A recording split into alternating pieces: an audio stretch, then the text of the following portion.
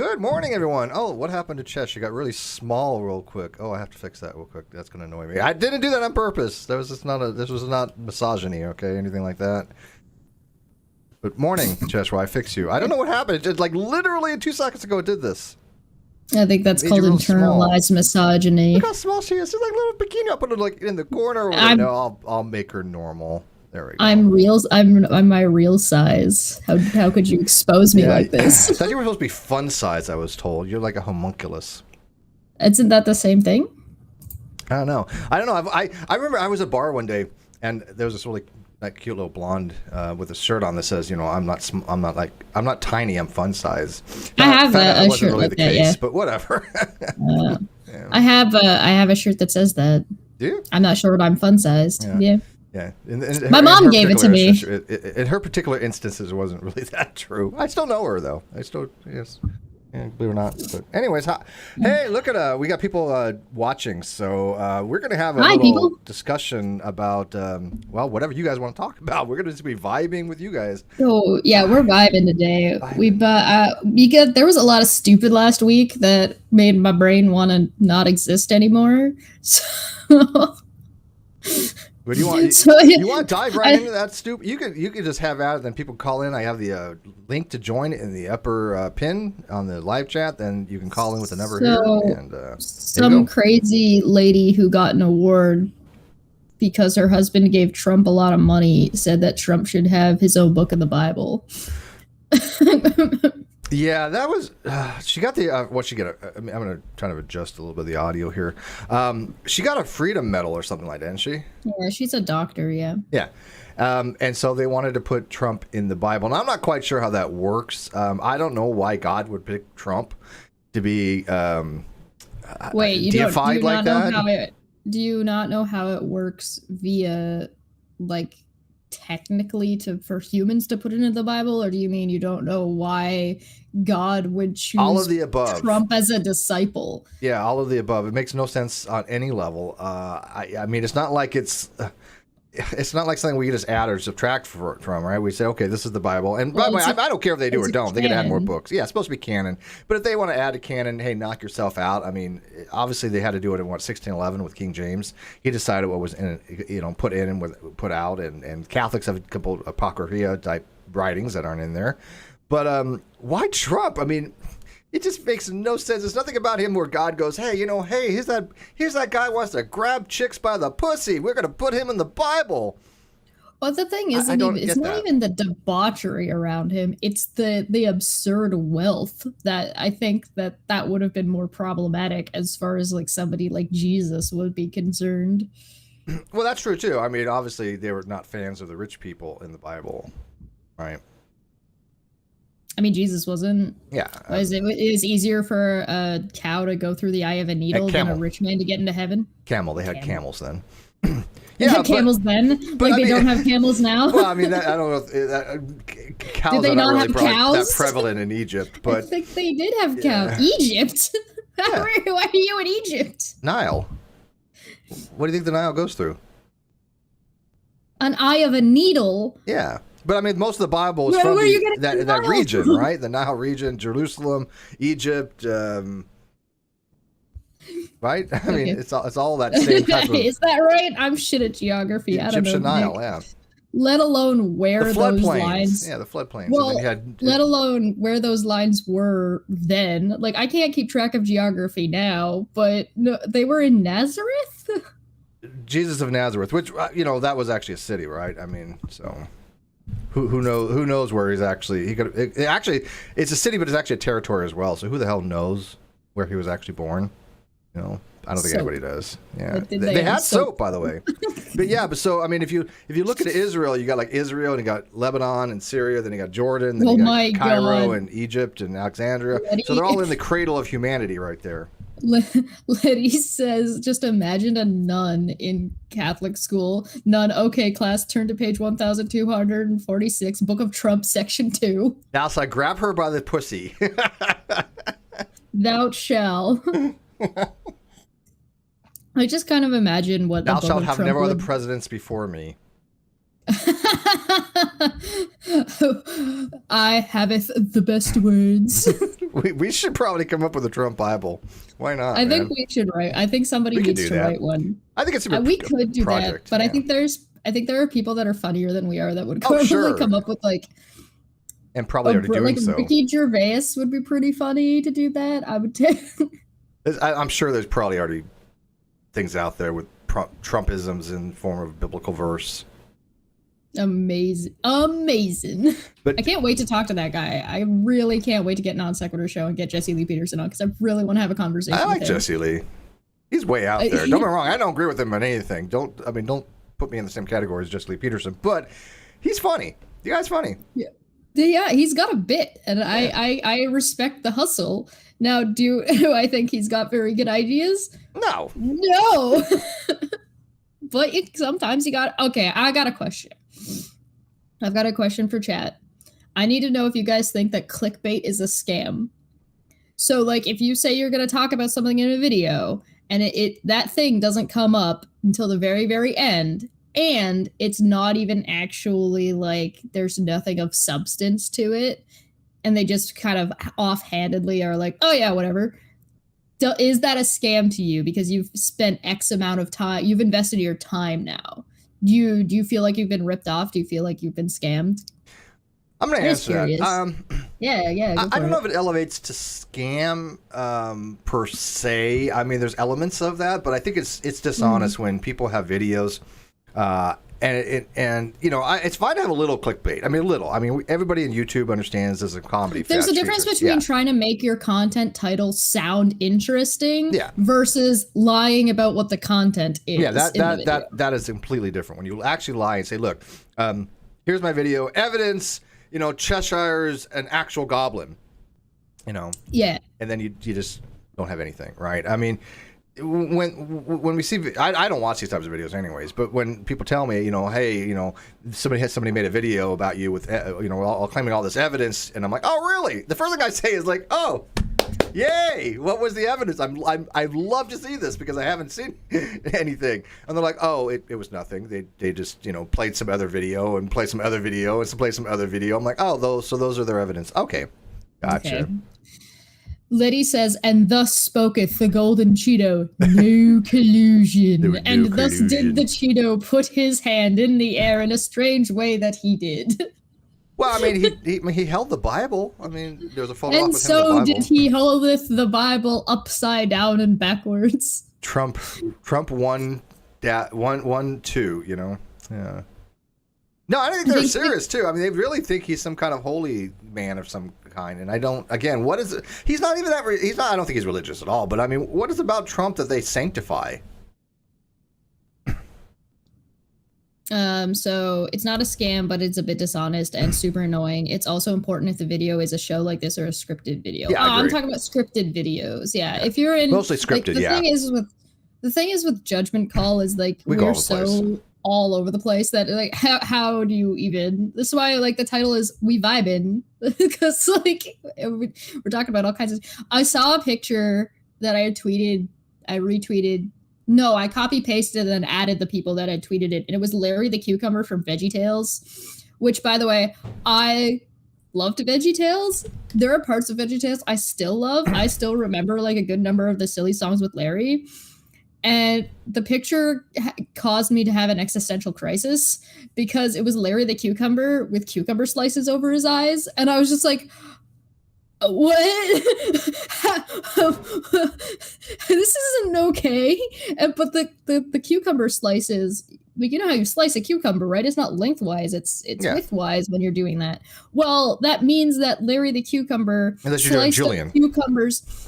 Well, you're right. He sliced up cucumbers that were smaller. He sliced up children cucumbers to put on his eyes.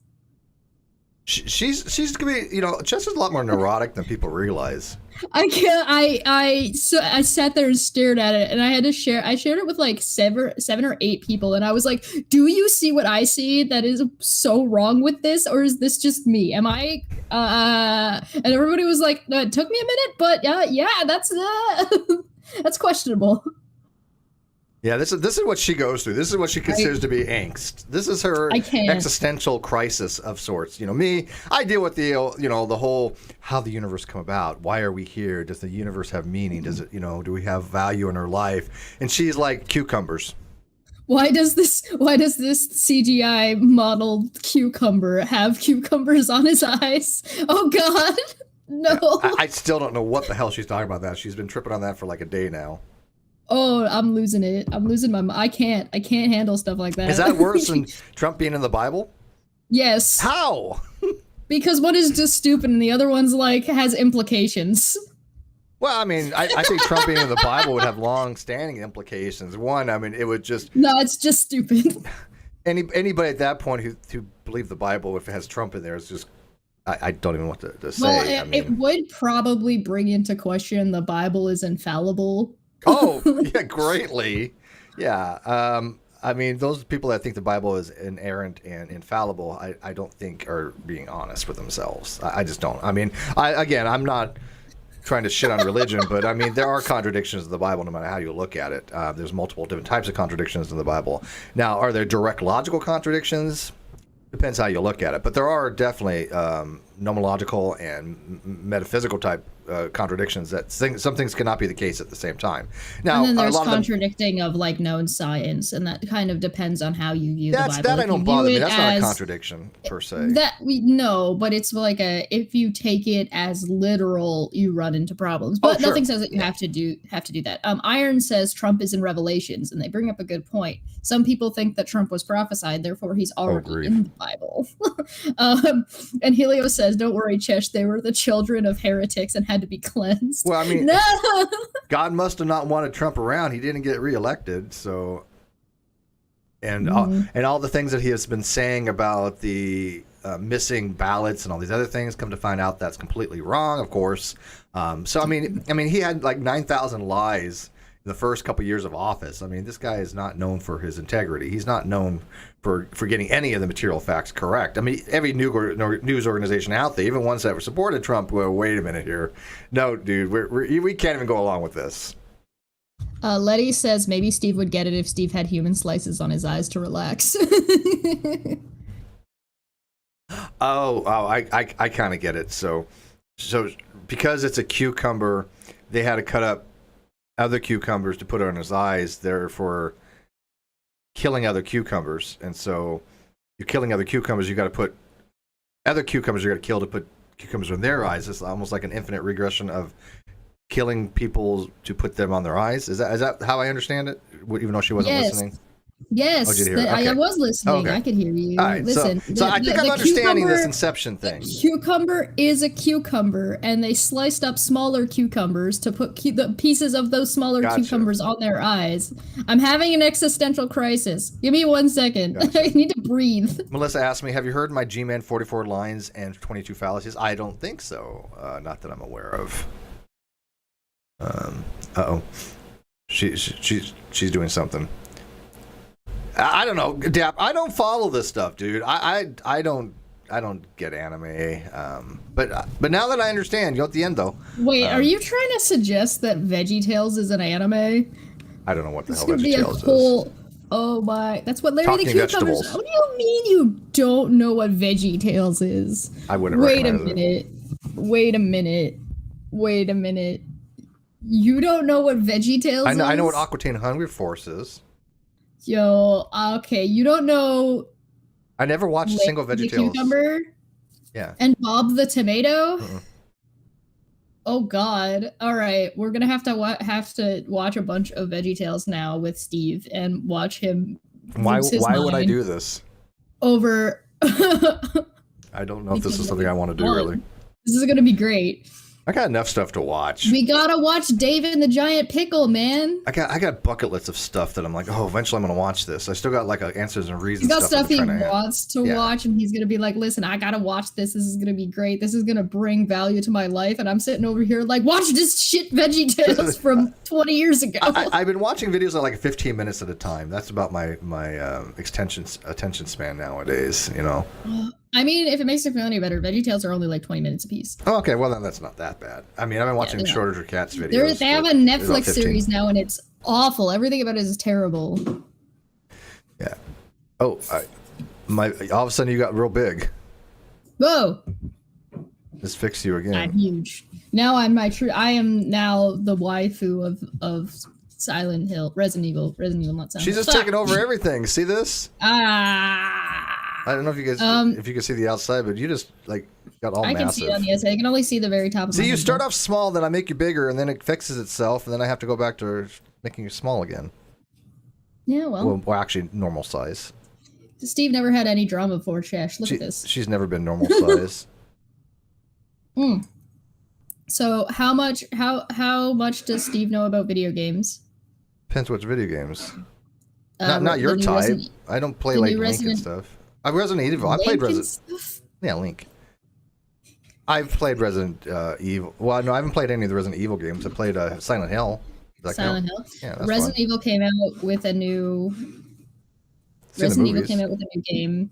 It's Resident Evil 8. It's called Village, and it's probably Dapper Dino can confirm. Veggie Tales, Netflix Veggie Tales is the worst. It was pretty awful. I was not no.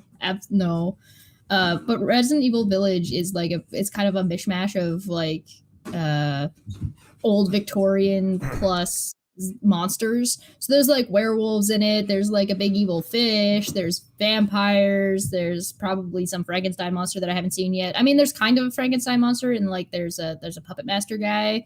Hell yeah, Dimitrescu. Yeah, couldn't tell you. Most of my video games, like I just started playing one called Tyranny. It's kind of a point and click kind of magic type of game. It's not that bad. I prefer games like Original Sin. That was really good. Original Sin 2.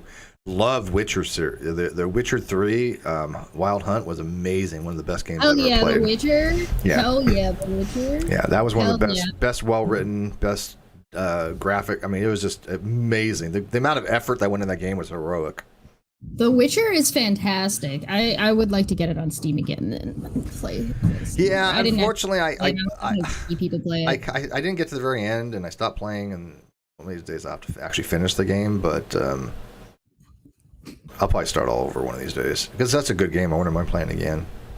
I mean, you got to kind of feel bad for Ethan in Resident Evil 8. Just because this poor guy, he gets thrown through the ringer left, right, and center, and he doesn't even get to be with his waifu at the end because you have to kill her in the first boss.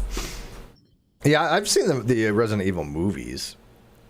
Although I don't know if I watched the last one. I think the last one I saw was pretty silly. It got really cheesy at the end.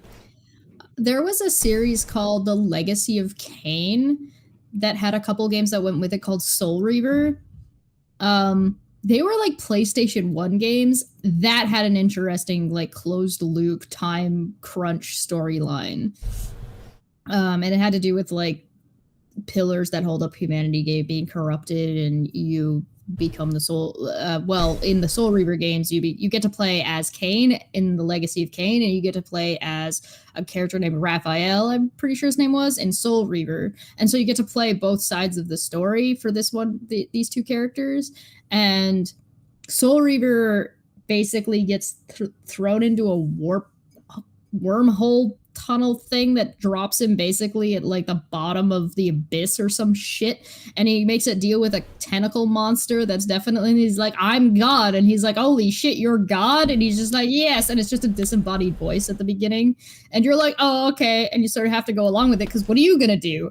And later on you find out God's like a eldritch tentacle monster, and it's just like, maybe giving you my soul was not a good idea.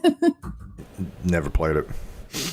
I got to play Witcher 2. I haven't played Witcher 2 yet, Enhanced Edition. I have it, but I haven't played it yet. But I hear it's good. It's worth playing. Heisenberg, the electric guy, is probably the standard for a Frankenstein type character. Yes, the Heisenberg guy.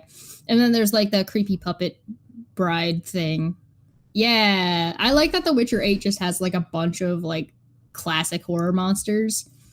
You know what games I like to play when I'm not really wanting to like play an action type game, and just sit down and think kind of games.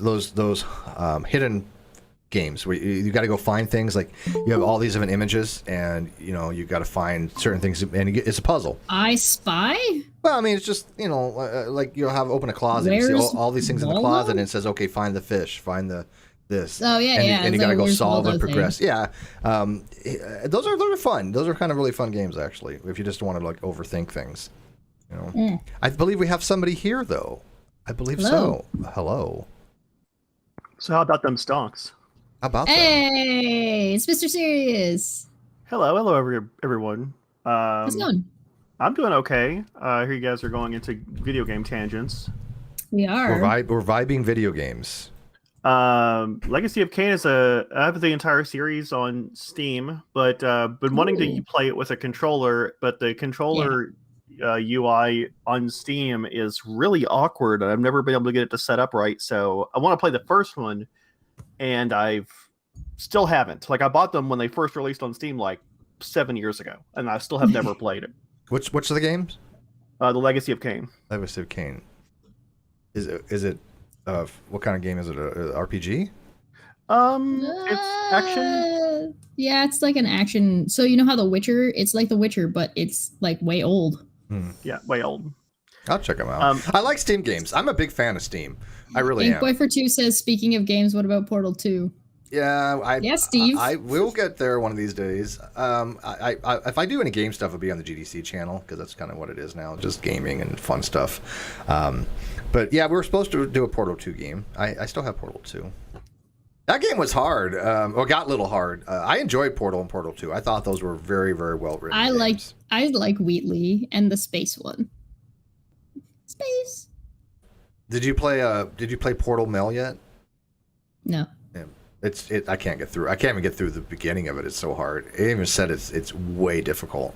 It's way much harder than Portal 2. But try it. It's free. It's a user-created thing, and it has all the backstory. I love fan stuff. Yeah, it's in depth. I mean, it really tells the history of the company and all this other stuff. But I can't get very far into it. Mr. Serious, have you played Five Nights at Freddy's? Yeah. Yes, I have. There is somewhere out there in existence a stream of me playing the first one. Oh. Not on my channel, but on a channel. Somewhere.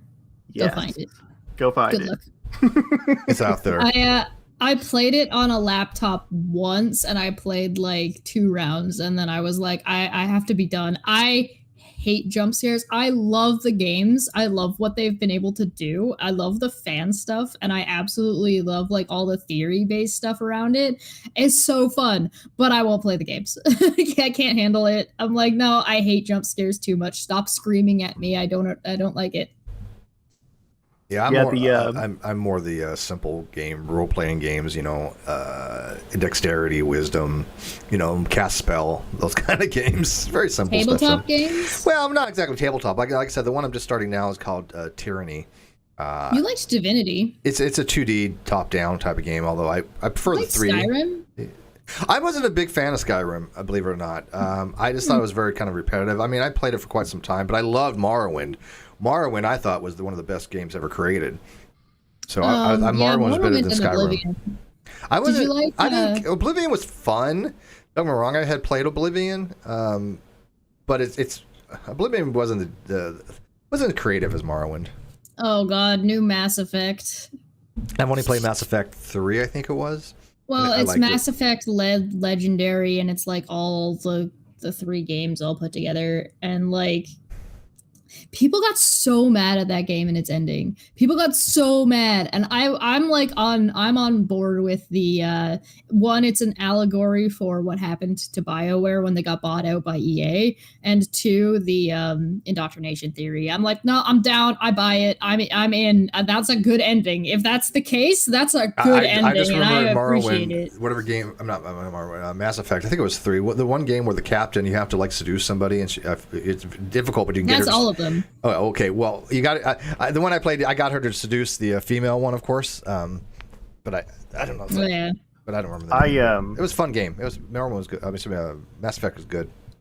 I lived Mass Effect in its time. I was in love with the first game. I had like 3 complete saves going into the second game, which turned into like a big spider web of saves, which went into the third game. Yeah, because they do. One game does go to the other game. You can carry stuff over. Yeah. And I had all of the DLCs. Mm-hmm. And the ending of the third one actually has plot holes in it. The original ending. Yeah, it does. It like whoever wrote it did not apparently remember the DLC they released months before the game came out, because things that happened in that DLC contradict what happens at the end of 3, and so disappointing. Yeah, they should I play Mass Effect 1? Should I try the first one? Yeah, sure, go for it. It's a good game. Yeah, the Mass Effect games are good. I see people in the chat saying that Steve needs to play Undertale. That would be funny. Never heard of it. It's kind of like Earthbound. Never heard of it. What? Undertale. What world do I live in? How did I get here? Where am I? Some of these, yeah, no, I don't see. Okay, I don't play any of those types of games. It's an RPG. Yeah. I mean, it's also a dating sim. Changed my mind. And I don't play like I try like the Ultima series. I didn't God, get into it. Mass Effect Andromeda, just don't. I don't know what you're talking about. That doesn't exist. Yeah, I heard that was pretty bad. It's not a real game. It's just like talking about Banjo Kazooie nuts and bolts. What is that? That doesn't exist. What are you talking about? So have you beaten Andromeda? Me? Fuck no! I ain't touching that thing with a 40-foot stick. What's the reason why it's supposed to be so bad? Oh, I mean, I beat it twice. It's bad. But geez, like I wish you'd actually. I mean, that would be cool. That'd be fun for you to actually do like a playthrough of. God. Just play through Andromeda just once, the whole thing. And I mean, there are fun parts. I think you'd get a kick out of the fun parts. But overall, it is so like it is the absolute worst Mass Effect game that has ever come out. Like it's about half as good as the original first. I feel like it would just make me want to cry, and that might be the entertaining part of doing a stream about it. Yeah. You'd be like, why? Like this, there's so much promise going into this. They were going to Andromeda. That means you can make anything you want from scratch, which kind of was the same thing about the first two. But they had Earth. They had Earthlings and stuff. They barely had any of that going into this. They could have created anything they wanted, and this is what they did? I don't like it when things have good... Like, there's so many things that have that they have like the world is your oyster and this is what you produced. You could have made anything. I want to try. This is what you decided to make. I want to try No Man's Sky one of these days. That looked interesting. That game is pretty addicting, especially now. They overhyped it, and then people. Yeah. Well, you can't fix overhyping. That's the big problem. People should never overhype games. Like Cyberpunk 2077? Yeah, never overhype games. Don't do it. I was so excited for I should say tentatively. I was excited, but I was also like very self-aware that this was probably going to be trash for Final Fantasy VII, the remake. I haven't even touched it yet because 1, I want to play it on PC, and 2, I want to wait for all of them to come out because they fucking are doing segmented releases, assholes. Yeah, do you ever play any of the XCOM series? No, I've watched a bunch of XCOM, but I never played XCOM UFO Enemy Unknown. Really amazing game, especially for its time. Yeah, XCOM it's got some cool mechanics. Yeah, I really like I really like that type of battle. It's action point oriented. And then you strategic, there's some strategy there. Then there's obviously a science tree that you've got to uncover, and you get better weapons and better stuff. And for what it was back in the day when it came out, I mean, it was groundbreaking. There's one thing that I've noticed, like a lot of games have, like a lot of AAA games have, is they're very, very hallway based. So like even Resident Evil Village, they disguise it pretty well. Like they do a good job like hiding the fact that you're basically just in a hallway with like 1 or 2 open areas that you get to unlock a little bit more and more as you go. But once you're in like a place, you're basically in a hallway. except for Demetrix's house, like her castle, because you can go anywhere in that castle. You just have to unlock the doors, but once the doors are all unlocked, you can go anywhere you want. And so depending on like how much you progress things, you can unlock the castle faster than you have to progress the items that you get.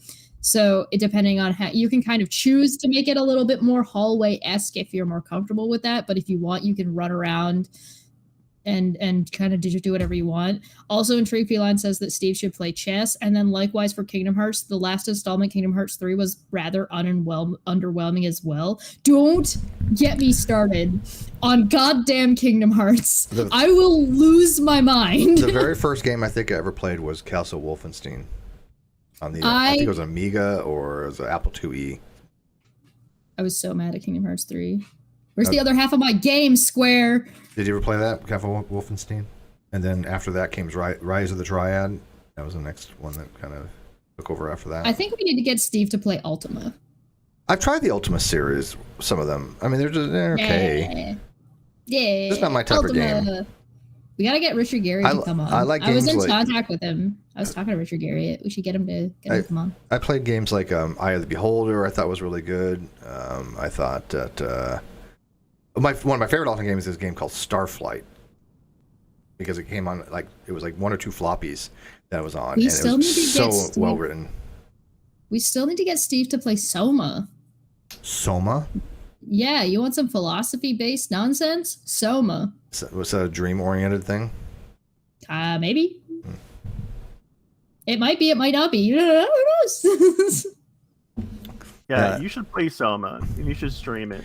We have very different type of games that we play, like very different. I mean, we overlap on some games that we agree on, but she likes a very different style game than I play. I think you would really like Soma. I mean, I really think you would like it, even if we might disagree on a lot of things. But I think if you got into the story of it, and I'm looking images, and I think it'd be really fun just to share it with the community, because it's the same kind of stuff we talk about. Yeah, no, it's a first person type game. Yeah. Yep. Yeah. No, I would play that game. That looks like it was something I would be interested in. Sure. It's even something that you probably could even have streams about after, like a post Soma stream, talk about, what happened. Yeah, no, I could dig that. Yeah. Yeah, that looks like, I think you're right on that. I'll look into it more, but yeah, that's something I would. I usually just know instantly with this game I'm going to at least, like to play or not. I mean, obviously, you don't know the mechanics. Some games, they look awesome. Then when you try to play them, the game mechanics are ridiculous. Like I tried to play like Dragon Age. I couldn't stand the mechanics. And there's been some like Neverwinter Nights type games that just I didn't like the mechanics at all. Now, did you play the first Dragon Age or which one? The which one? Which Dragon Age did you play? There's a few. Origin. Okay, that one, they start you off, I think, like you got the ability to do like a pause, and like you can play it like a regular RPG, where like the game will pause and you can combat. Yeah, I didn't like the combat style. There's another one I tried playing too. I didn't like the combat style. It was called you know what? I'll just open my Steam library and tell you. This just comes into the philosophy of video games. What is it that makes a game good? Mechanics are a big thing with me. I mean, really, the game mechanics have to be something that I just don't. It has to be somewhat intuitive, but I mean, it can't be clunky, and I don't like clunky interfaces. I can deal with some clunky. I don't mind like if there's some things that. So if you have a jumping mechanic, but your jumping mechanic isn't that great, but your game doesn't revolve around jumping, I think that's fine. It's like, oh, you have to jump at a couple spots and it's sort of wonky, and it's like, okay, this is annoying, but whatever, it's done in 5 minutes. Who cares? Immersiveness is really important. You can't like get thrown out of the game, and like you want to be able to play a game and feel like you're in the game. Yeah, you get lost in a little bit, right? If you keep getting reminded that you're sitting at a computer, it's not, unless that's part of the game, because you get things like Doki Doki Literature Club where like you have to go into your computer files because the game starts messing with your system. Yeah, that's interesting. I like stuff like Kim Milwaukee says Soma is the drug featured in Brave New World. I had to read Brave New World. I'm not a Huxley fan. Okay. Let's see. I would probably like Shadows of Mordor if I had a system that could run it. But because I really liked the Drakengard series, which ended up turning into the Nier Automata series. So like, it's weird that those two are like related in like the same universe, same world. That's super bizarre to me because I was like, this is like magic and dragons and demons selling your soul, and now we're in robot land. I'm so confused. I tried playing a game called Archage. Couldn't get into it. Couldn't get into it at all. The mechanics were extremely bad. Oh yeah, that's an MMO, isn't it? It's an offline. It's not. Which one? It's called Archage. It looked really awesome. And could not. Mr. Serious is thinking of Ark. Let's see. Destiny 2 I really like. That's a great game. Free game, but it's too time consuming because it's just like any other MMO. You've got to do your dailies and quests, and it's too. The new stuff for Destiny came out now too. Everspace is okay. Let's see here. I've got Kerbal Space Program. Love that game. Yeah, Kerbal's fun. Love Kerbals. I mean, that game is for that's not one of those games where you sit and you just blast away. That game is a game where you got to go, I'm going to plan this out. Here's my mission. How do I go about doing this mission and fail? Killing Kerbals is fun. That's why I think that Steve should play Oxygen Not Included. Feline says, in my opinion, games shouldn't also be like too big. It took me 40 hours to finish Assassin's Creed Syndicate, then about 70 hours for Assassin's Creed Origins, but now 140 hours and counting on for Assassin's Creed Odyssey. So I don't mind that for some games. Like Assassin's Creed is supposed to be a big game. It's supposed to be a good game. It kind of depends, right? So there are some games that lend themselves better for more hours. Yeah. And there are people who are like AAA games think that people want hours and hours and hours of gameplay. That game developers also want people to continuously play their game. That's why WoW is so effective, because it makes it itself part of your life. Same with like Animal Crossing. But not all games, some games are supposed to be like, it's over. You beat the game. It's done. You're finished. So like games like Portal, games like The Legacy of Kain, you can have more than one in a series. That's why The Witcher, it ended. The Witcher had a condensed story to tell. And once the game was over, the game was over. Now the DLC for that game, that's how you do DLC. But not every game needs to be 70 hours. Like, don't force your game to be that long if it doesn't need to be, because then you're just wasting people's time, and that'll make people not like your game, even otherwise they might have liked it. So like open world sandboxy games tend to try and drag things out by having varieties of missions, but if you don't have enough variety in your missions, it's just gonna feel like I don't mind that. Like I like the ones where you have a main thing, then you have your side quest as well. I'm fine with that. Like sandbox is a good format. It's just if you don't have enough variety. So like I would say that Infamous did a good job with having enough variety and entertaining enough, because you could approach the different missions in different ways, or the same mission in different ways. But what's it called? Came out at the same time. They were the same kind of game. Parasite, is that what it's called? No, you had like a parasite arm. Fuck. Well, whatever, that game. Oh, okay, I know what you're talking about. You don't know what I'm talking about? The white and red box. Yeah. Was it called Parasite? No, I don't think so. Symbiote? No, not that would have been too obvious, because it was kind of like Venom, right? You were kind of like was it kind of like you were like Venom? But it wasn't. You were you had Venom powers, but you weren't like Prototype. That's right.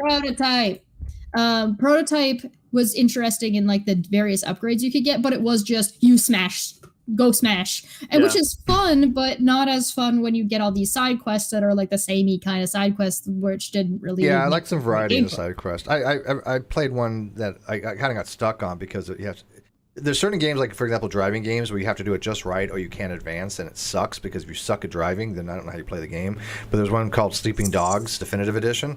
Oh yeah. And I'm up to that point where you have to like evade the police, and you can't go any further until you do, and I can't complete the mission because I suck at driving.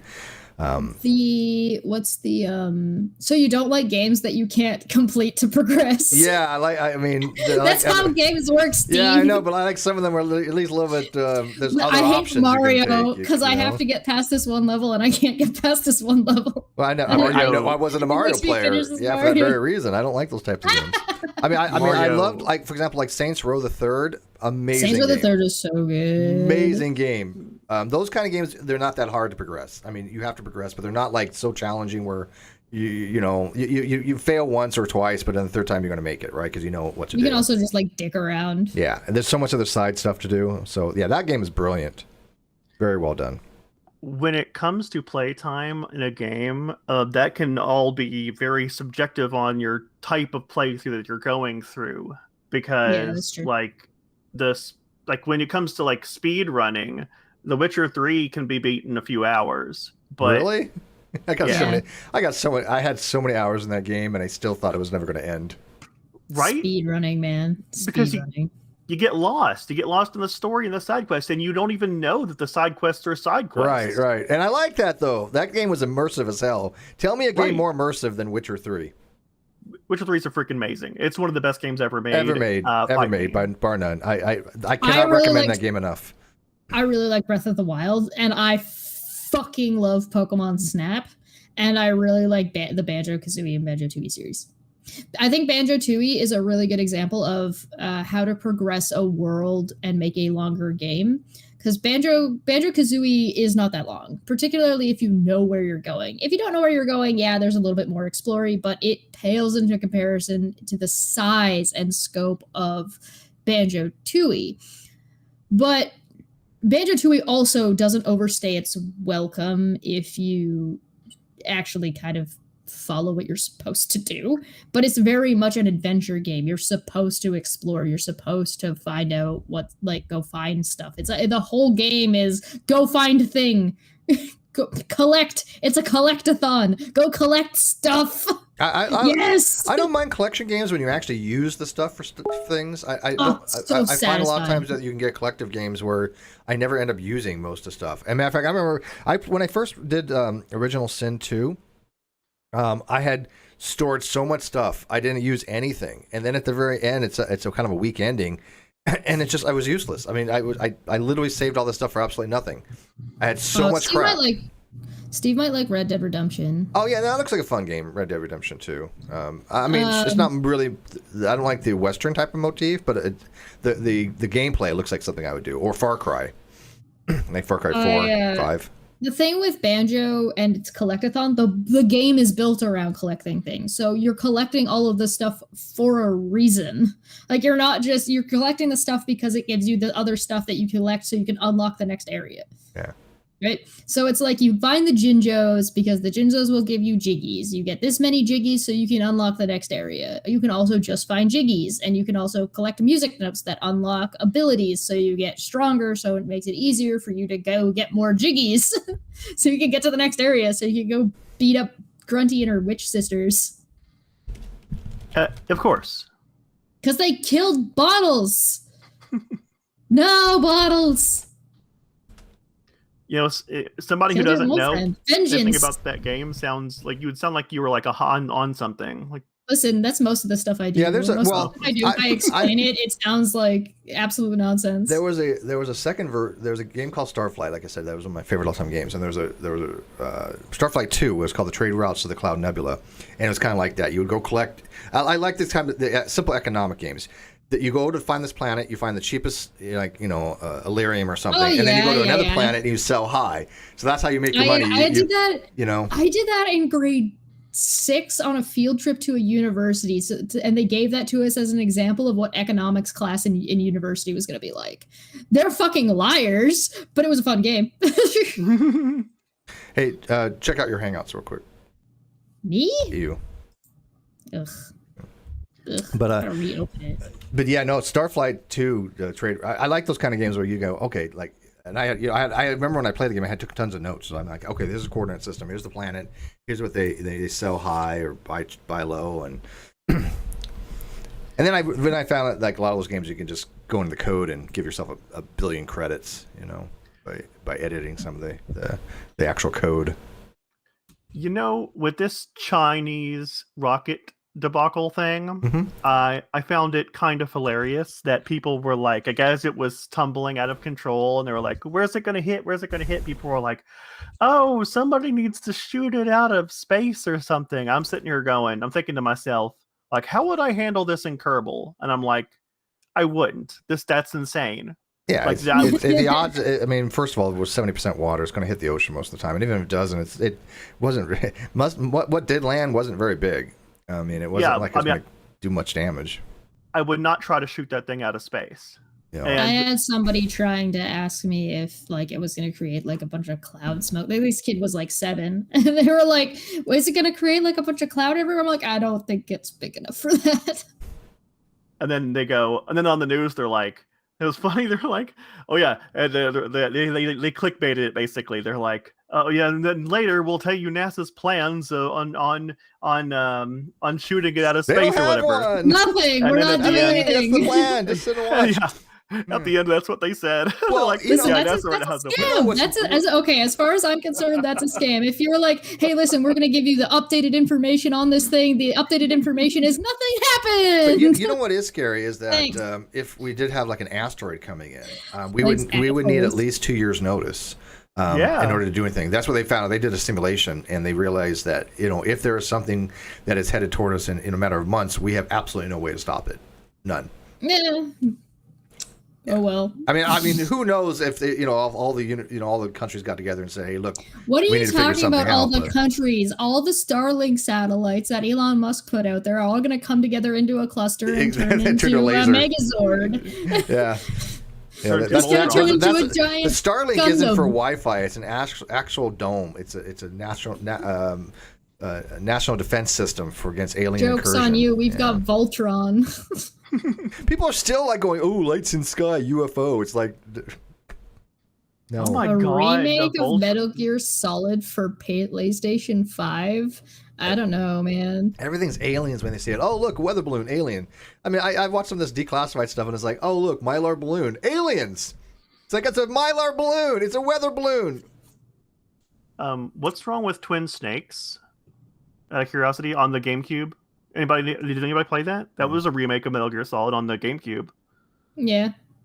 It was great. Talking about remaking it for the PlayStation 5. I remember playing Halo on my computer. The original, before Halo came on the Xbox. It was on the computer.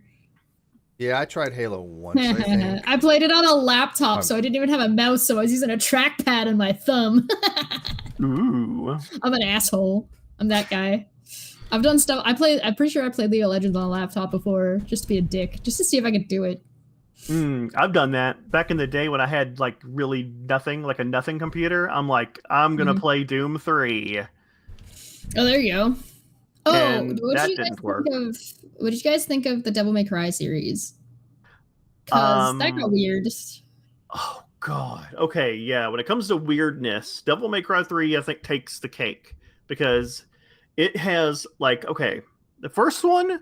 When it comes to weird, I would give the weird award to maybe its voice acting. The voice acting was so freaking weird. I don't understand what they were going for in that regard. But the rest of it was a little less weird, but still weird. I got a bit of a kick of how pissed off everybody was when Team Ninja did Devil May Cry. Oh yeah! Oh my God! The DMC Devil May Cry, the Devil May Cry. Yeah.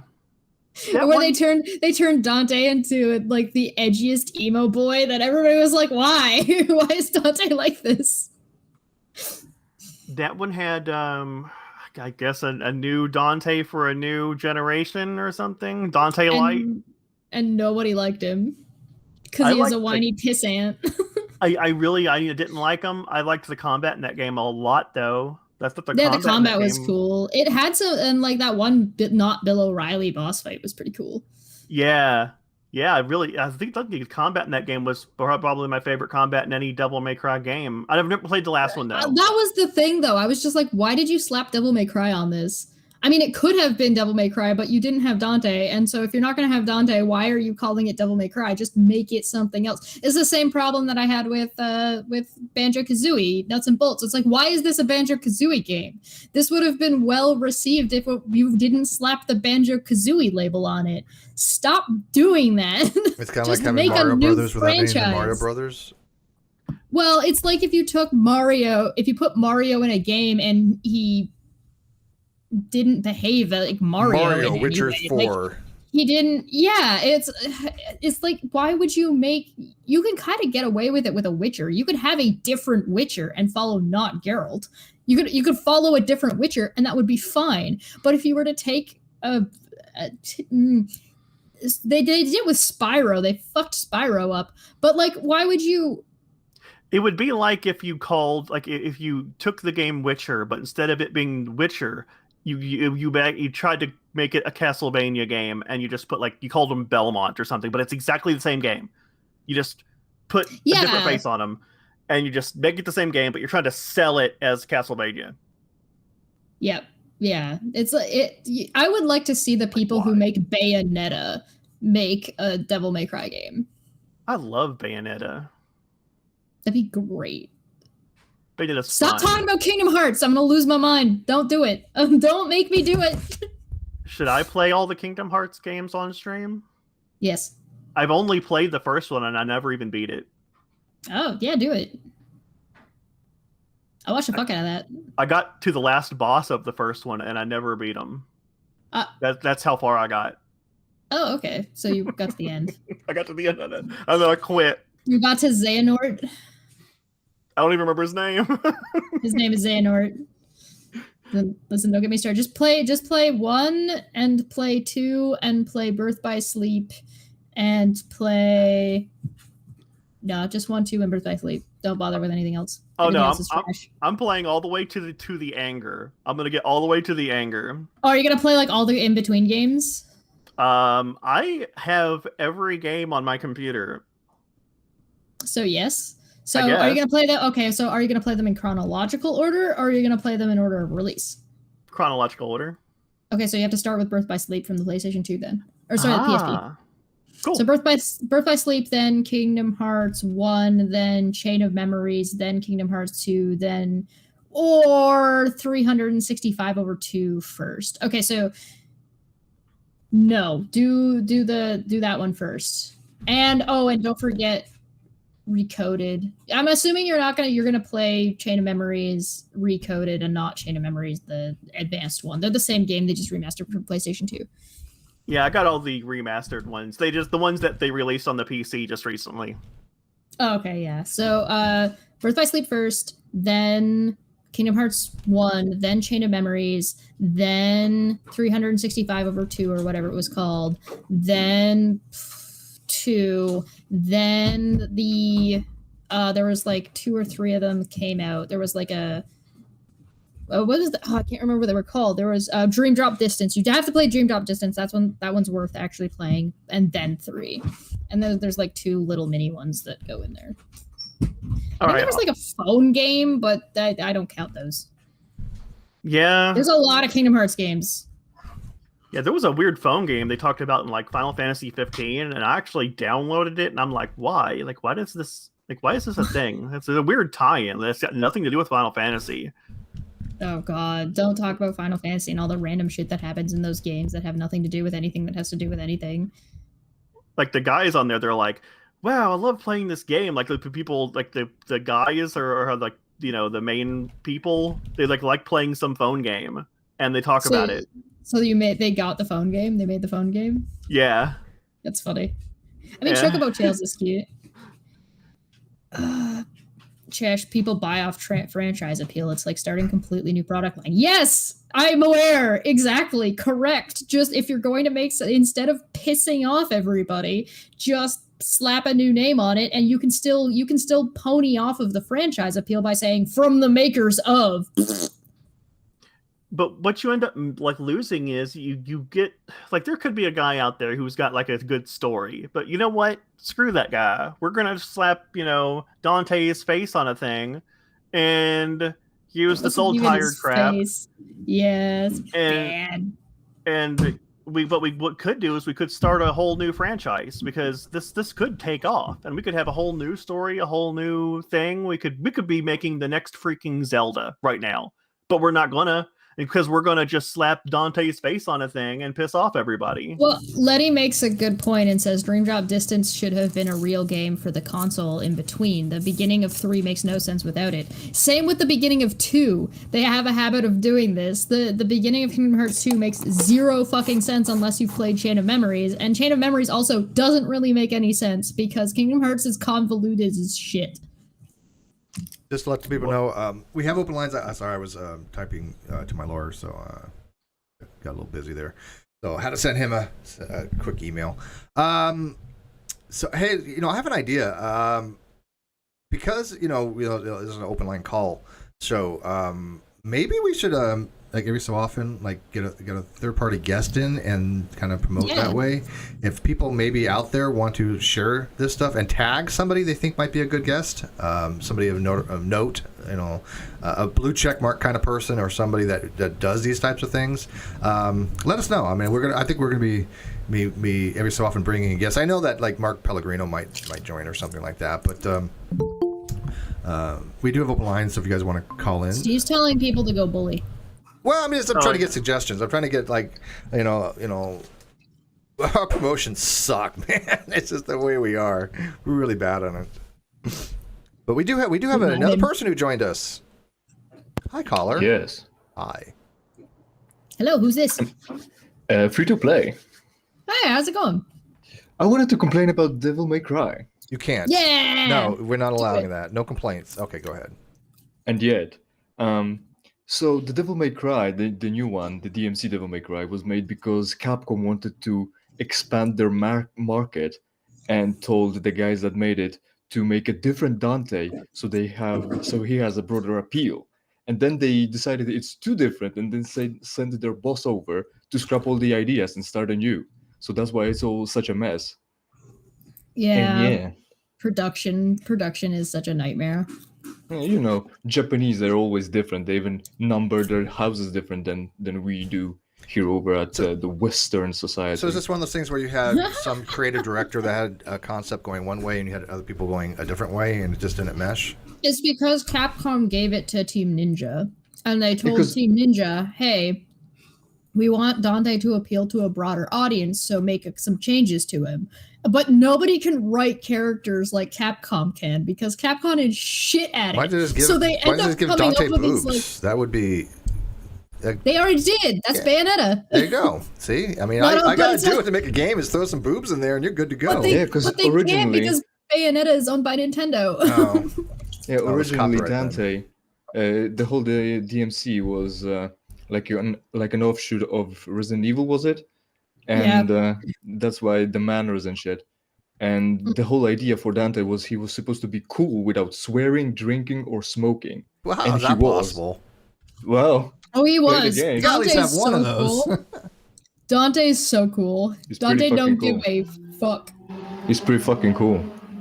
And yeah, like I said, and then they called it America and said, hey, our Japanese game is kind of niche over at your market, so how about you make him drink, swear, and have prostitutes in his trailer, and let's see how that will work out. So kind of like Leisure Suit. Kind of didn't. And turn him into like a teenage edgelord.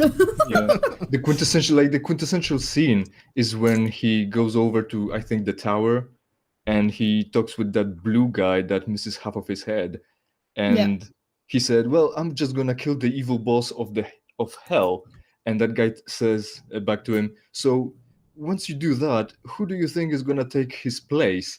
And Dante was dumbfounded. Yeah. So yeah. Regular Dante would be like, not my problem. Yeah.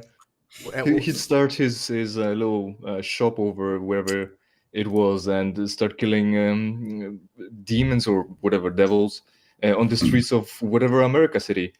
And he would live off of that, right? Eating pizza and listening to his jukebox. But our Dante only by name, so it's Dino, only in name. We're calling him Dino. Yeah. Dante only in name, he'll go back to his trailer, and I don't know. Nobody knows. No, that Dante is too. He's not gonna do that. That Dante is gonna like try and pull a supernatural or something. Travel around. So the whole idea at the end of the game they was scrubbed him anyway. Virgil, He's gone. He doesn't exist anymore. They went back to regular Dante.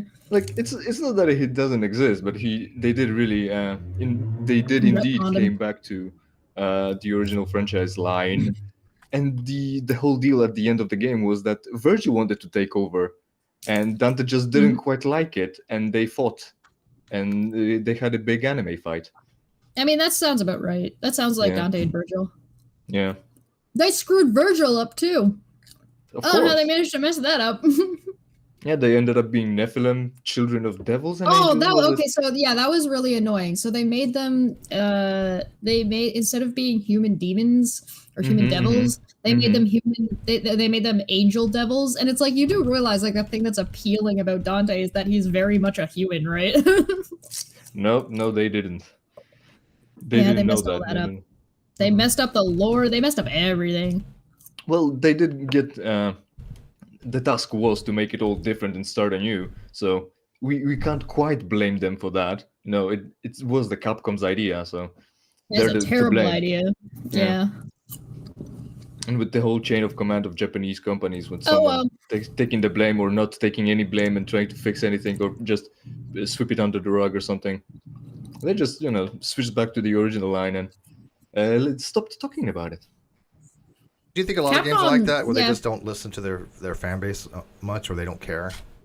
Hard to say. I don't know. I don't quite know. I mean, we can compare it to the latest Star Wars movies, and they weren't listening to anyone. So I guess games would have that. That's true. Yeah, they certainly didn't care about the Star Wars fan base, because I mean I saw Star Wars when it came out. When was it? 1978, I believe it was. Sega cared. They fixed their design of Sonic. But when we first saw the first three movies, which was the middle three movies, which was the first three that came out, and then I started watching the 1, 2, or 3 later. This wasn't the same Star Wars. That was not the same. I mean, it completely took a life completely different from the.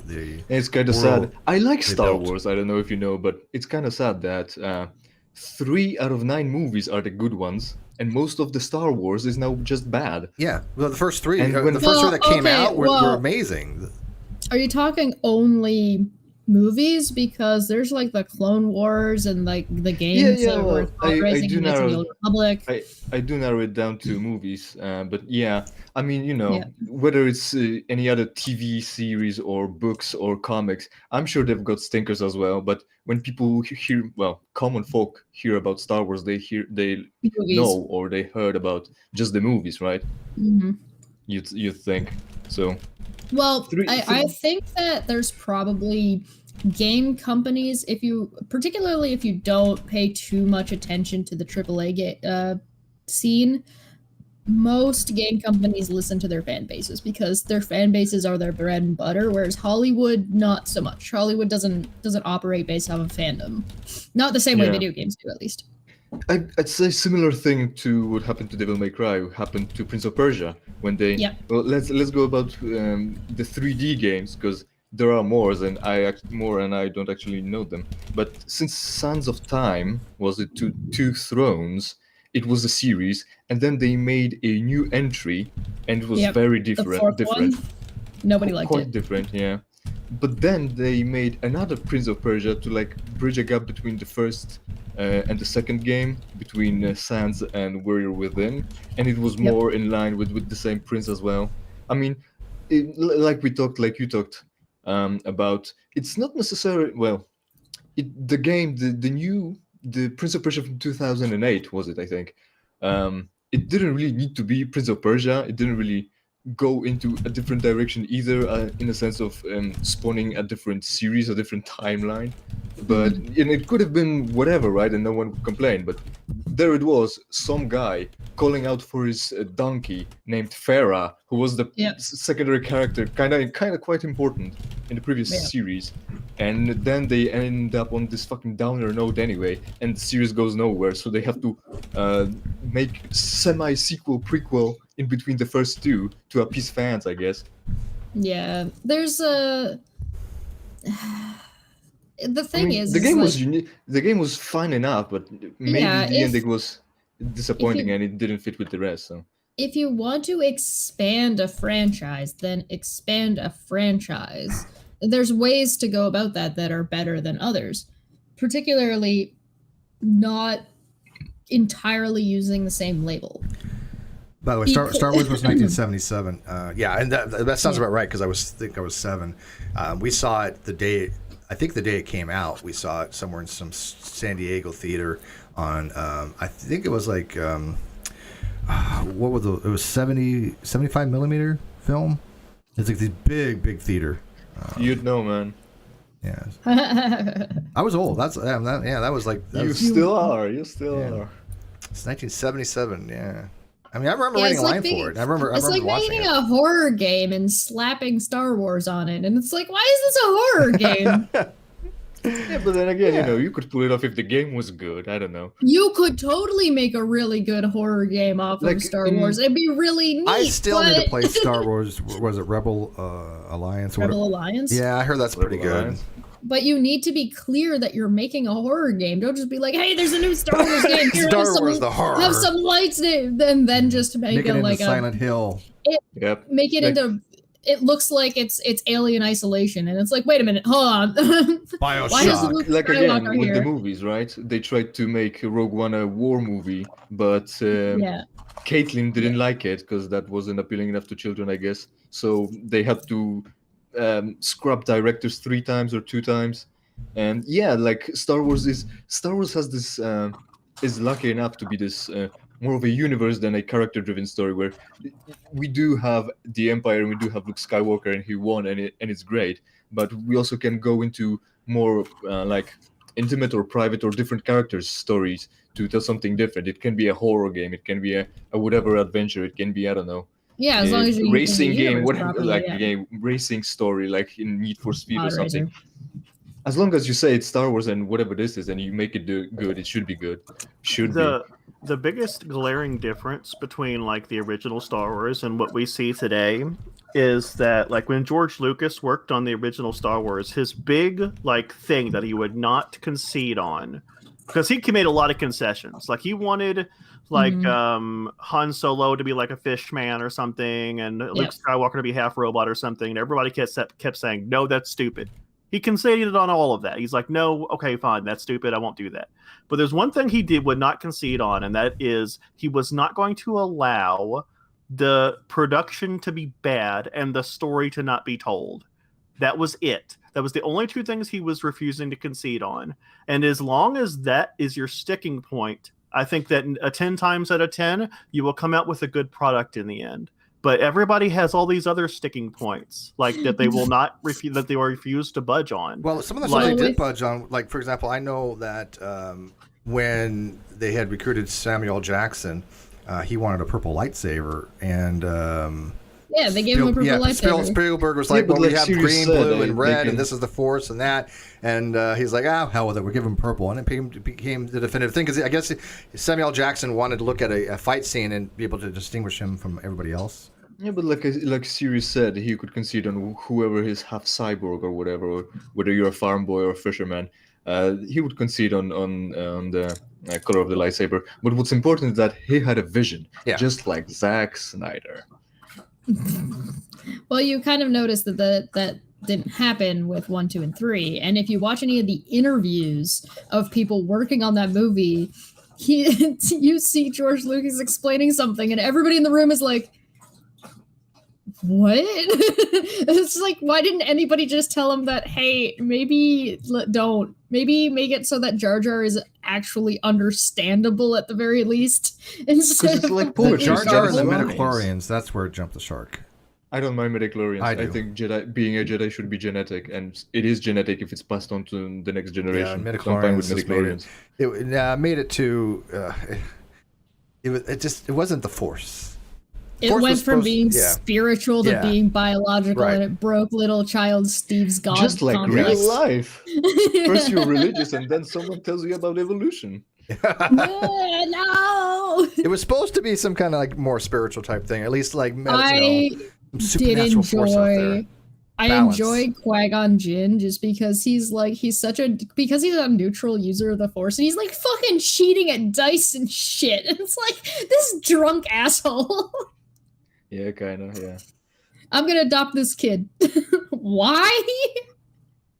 Yeah, I'm a wizard. I don't give a fuck. I like him. I also like that they got Liam Neeson because Liam Neeson just has that I don't care voice. The biggest problem with the prequel trilogy is that George Lucas did a lot of concessions when it came to quality.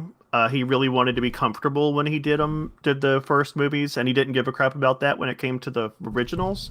And that is understandable, but that is going to lead to a dramatic lack in like the types of shots you could get if you're like on scene and stuff like that, or maybe some creative things that you could do. I mean, there's so many creative like things that happened in the first 3 movies because of the situations they got in, the scenes they got in. Like there's a shot where Luke's in the snow in Return or Empire Strikes Back, where they literally caught that while they were waiting for a plane at an airport, and they just had him go out in the parking lot and just dig around while they're waiting on a plane. Like shots like that you can't get when you're sitting in a freaking a big room where everything's a green screen, and that really hurts the quality overall, I think.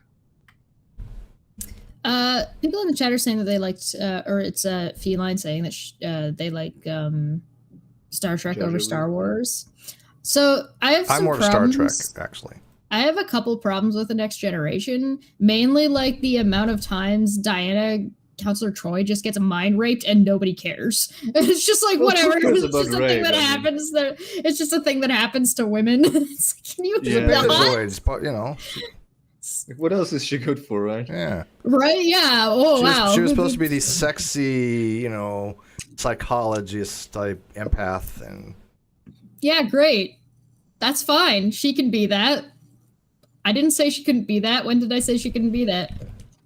So before we go on a tangent with Star Trek as well, let me just go back to Star Wars and different stories. Mandalorian could have been good in being a bounty hunter, right? Having this investigative things going on, like a detective story. Unfortunately, the writing is bad. Really? I thought the Mandalorian. I thought it was really good. I haven't seen it. Let me just was impressed. Let me just say, Mandalorian had his job to rally up people to stand up against ATST, and he fucking forgot he's got a spaceship.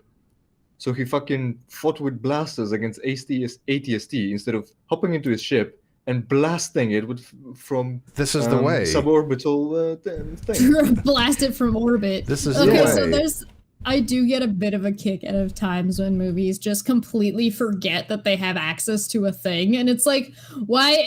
Hold on, wait a minute. He's being punched in the head with bare fists when he's wearing a helmet. He drops his jet. He meets Django. Was it Django or was it Boba? Boba, right. Boba. He meets Boba, and he says to Boba, "Drop your guns," and Boba says, "Drop your jetpack." And he does. And then stormtroopers show up, and he forgets to just pick up his jetpack because the writing is good. The baby Yoda should have been toddler. Well, Yoda. I watched. He should have been named Grogu. I watched Legends of Tomorrow the other day, and somebody had to ask, well, why don't we just go back an hour earlier? We have a time machine. And so the person's like, we just don't ask questions like that. It's like that. Yeah. We just don't ask questions like that. Yeah, sometimes you get good parts where they're just like, no, we wrote ourselves into a corner. We're gonna get ourselves, and sometimes it works. Usually it doesn't work if you just state that, yeah, no, there's a plot hole here. Moving on. You can't just do that unless you're in a specific kind of movie that will let you do something like that. Yeah. So you can get away with that. Destroys the universe. You can get away with that in Deadpool, and it goes back to the immersion part. It's like if something like that happens, and then everybody in the thing goes, "Wait a minute, you've now completely ruined the immersion of the show." Well, that's what I think was happening. Completely the immersion of the game. I think Mandalorian is probably going to jump the shark. I know there's have some major changes, and I think they're even going to get rid of Baby Yoda even, and it's just taking some weird side turns and kind of changing the whole direction of the show. Yeah, just put Baby Yoda in a fucking maintenance shaft so it can be electrocuted almost to death because you can't crawl in there and fix your ship. One of them is the did you guys see the Green Lantern movie? Yeah, I think there was the first one with the CGI suit. With Ryan Reynolds, yeah. I saw the one with Ryan Reynolds, yeah. Not really. So there's one bit where he goes to talk to his definitely not girlfriend, and she's like, "I've known you since we were kids. You think I wouldn't recognize it was you because I couldn't see your cheekbones? Fuck off!" Yeah. Like that can be a really good character moment, but it only works against like when you've got as a foil to an overconfident, cocky hero. Yeah, like Supergirl, she doesn't even wear a mask, but all of a sudden, she does her hair a little differently, and nobody recognizes her. Right, like and sometimes you can buy that, but not in a specific setting. If you've got a specific setting where everybody's supposed to be like, everybody knows Commissioner Gordon knows who Batman is. Everybody knows he knows, and he just pretends not to. Like, it's not like Batman's hiding himself from Commissioner Gordon very well. Everybody just accepts that Commissioner Gordon knows and just never says anything. Yeah, don't ask, don't tell. See, Kimamaki has it right. Mm-hmm. You just need to put Bobby Ewing in a shower realizing that nobody shot JR. It was all just a dream. See, that was correct. But back when somebody actually did something like that for the first time, where somebody said, hey, you know what, we're just going to say screw this, and like the entire last season didn't happen, that was actually pretty ingenious. That was pretty funny. People liked that. But that was before Cheshire's time, so I don't know if you watched that, Dallas. Who Shot JR? Yeah. In the Who Shot JR was this like big old long thing, and then like the next season, it starts off with Bobby Ewing. Basically, it was all a dream. He was in a shower, and she wakes up. She's like, I just had this weirdest dream kind of thing. There was and sometimes you can do that, and sometimes it doesn't work. One of the times it doesn't work, Mario 2. Mario 2 was all just was it 2 or 3? 2. The game or some kind of It was 2, yeah.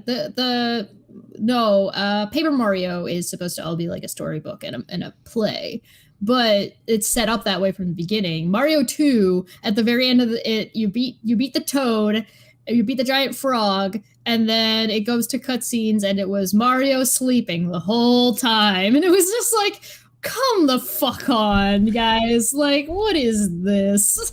Why would you do this? Subverting expectations.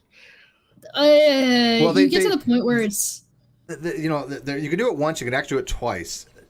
If you guys ever watched the Newhart show and the Bob Newhart show, when the series finale for Newhart, where it's a play on the JR thing, and he wakes up and if you watch Newhart, it was unbelievable that they got away with it twice. So like, okay, the whole show was just a dream.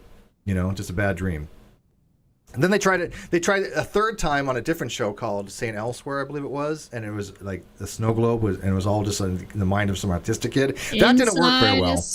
Yeah, that didn't work very well. You can only get away with that stuff so many times, and then it's like, oh, come on. Well, there's times when it's a cop out, and times where it's like Newhart was brilliant the way they did it. That was actually funny. Subversion. Yeah, you can have like, so Subversion is like Doki Doki Literature Club. You think you're doing a cute dating sim with cute girls, and then suddenly it's a horror game, and it's like, wait a minute, hold on. There was a movie I watched like that I went in and they got me. I thought it was a horror movie. I went in there, I'm like, okay, this is actually pretty good, and then it totally changed. It was called The Cabin in the Woods. Cabin in the Woods. Yeah. Yeah. Yeah, that got me. I mean, I admit that was they did a good job on that. The way they promoted that. Yeah. I was not expecting that, really, and I enjoyed that. That was actually. It's like, and then there's times where you subvert things by accident, and the people take it and run with it. So Venom is a very good example. Everybody accepts Venom as a rom-com. It's not supposed to be a rom-com, but it turned out that way because it follows all the same rom-com tropes. So they just went with. They were like, no, it's a rom-com. I haven't seen it yet. I love that Cabin in the Woods. So who had zombies? I'm looking forward to seeing what they do with Venom 2, because they got Carnage, and it's like, ooh, and they've got Woody Harrelson playing Carnage, playing Cassidy.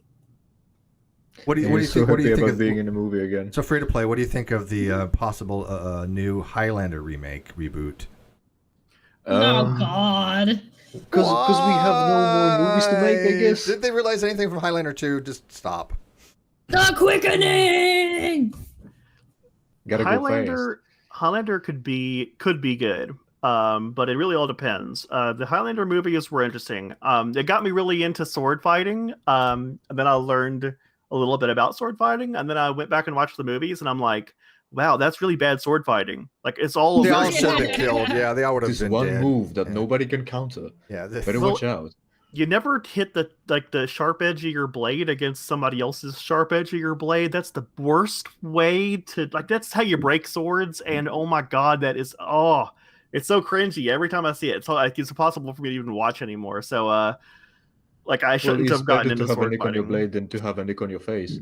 Oh no! You hit your sharp edge of your blade against someone else's sharp edge of their blade. One of the blades are going to explode. What type of sword do you use? I mean, are you using like a rapier, long sword, short sword, great sword, broadsword? Aren't they using bastard? Aren't they using bastard swords for the most part? Sean Connery was Highlander? using some kind of katana.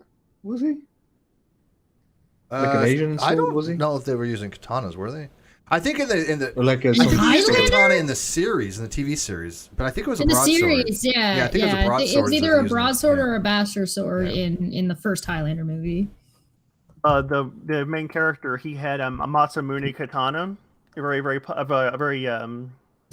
a very expensive katana to own. Because Matsumoto was the original Japanese person who created that, wasn't he? He's a somebody Who from learned how to fold them over and make them.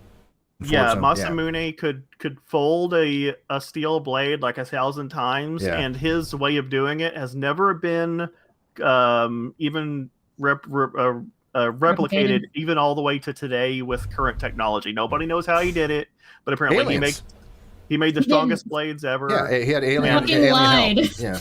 Good thing we now have modern metallurgy. And his blades, even today, are in museums and are considered the strongest blades in existence. Well, I really liked the first Highlander movie. Then it started getting weird with aliens, and then it got weirder and weirder. Oh, the second one didn't. It never happened. I didn't mind the TV series. The series was good. No, I liked the Highlander series on TV. That was good. Yeah, but there's a couple different series that they had, actually. I liked the actor Chris.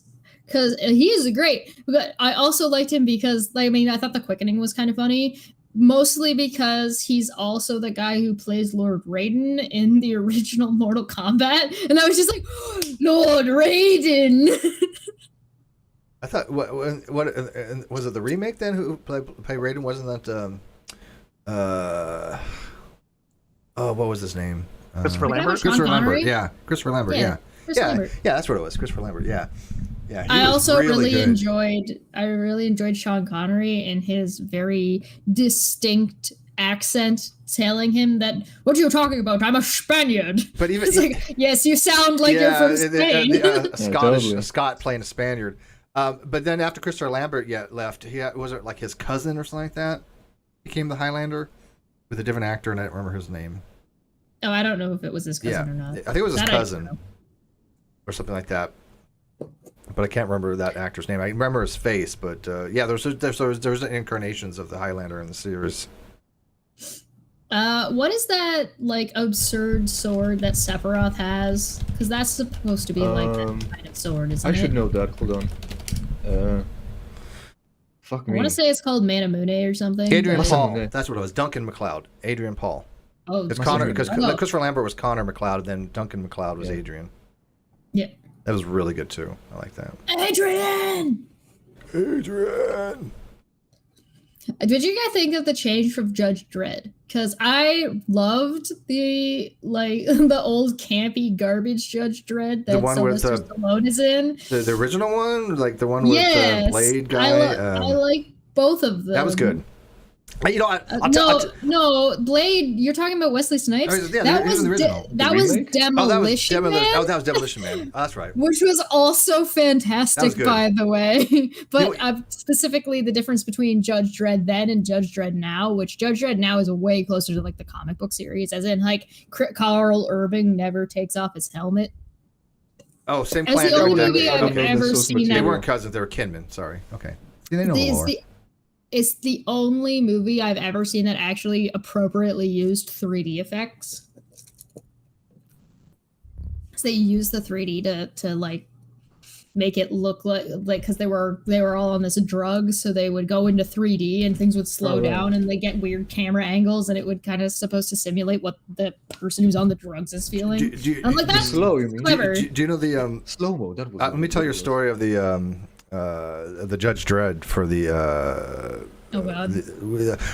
What is it when you have a you can't remember, you remember something differently, the effect, the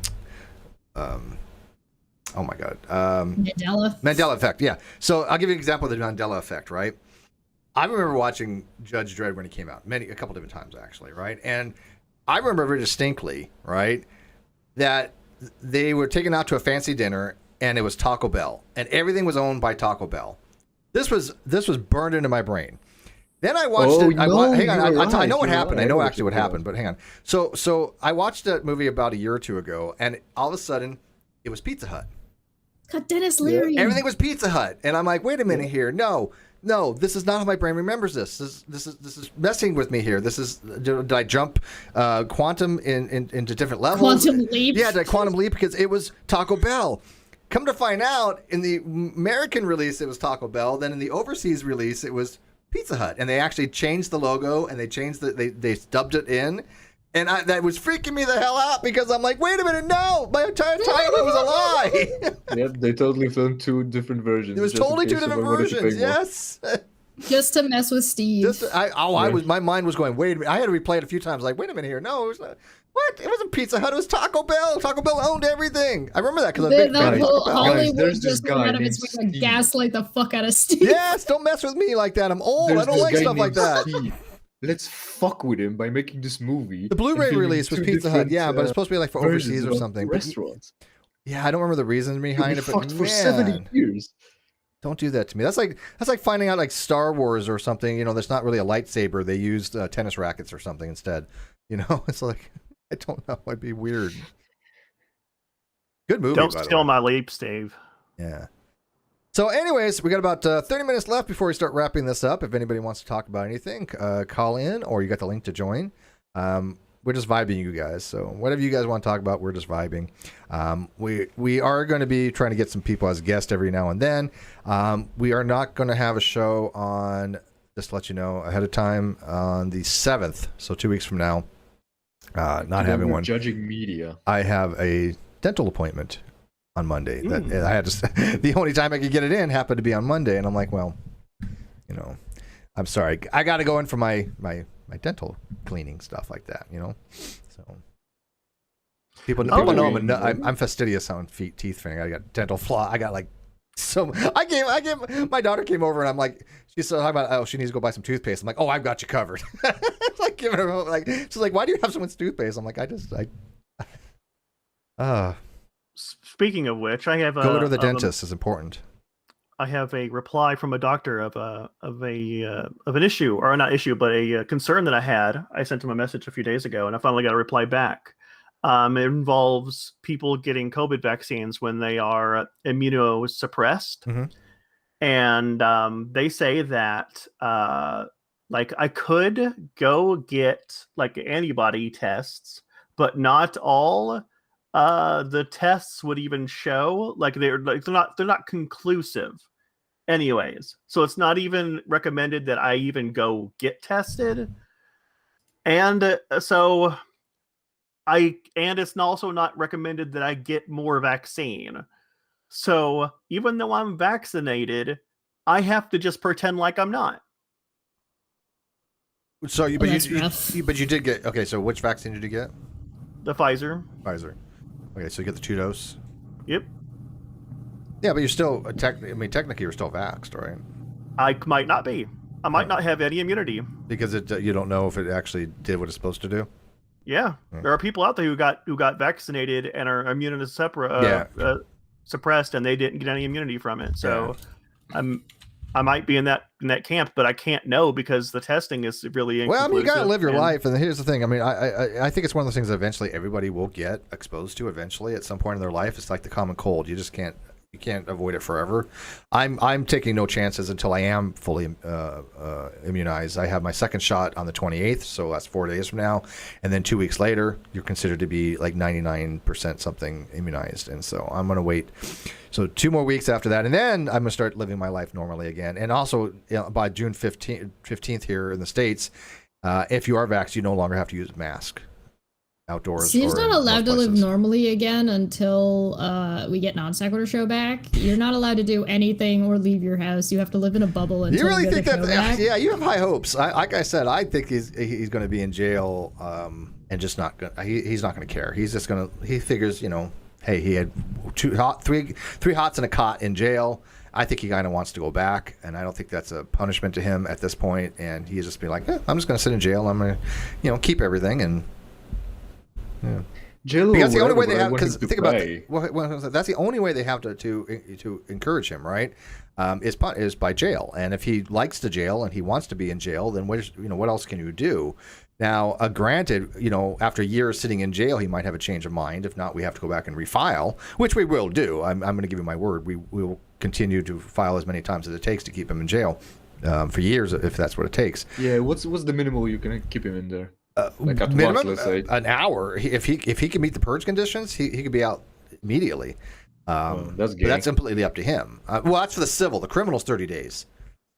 The criminal contempt, that if he's not going to show. We already know he's pretty much not going to show, right? He didn't show for the last one, so he doesn't care whether he gets an order of arrest or not. So there'll be a criminal contempt plenary hearing scheduled at some point, but we want him to have an order of arrest for the civil contempt on the 26th. So if he's found guilty for the criminal contempt, which of course he will, that'll be a 30-day maximum. We need to send a repo man on him. Oh, we'll find everything is good. No, he's not gonna.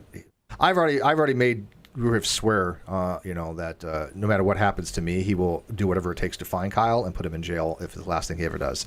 And we will hunt him down to the ends of the earth. And when somebody wants you that bad, the edge. with that kind of abilities, you're not going to run.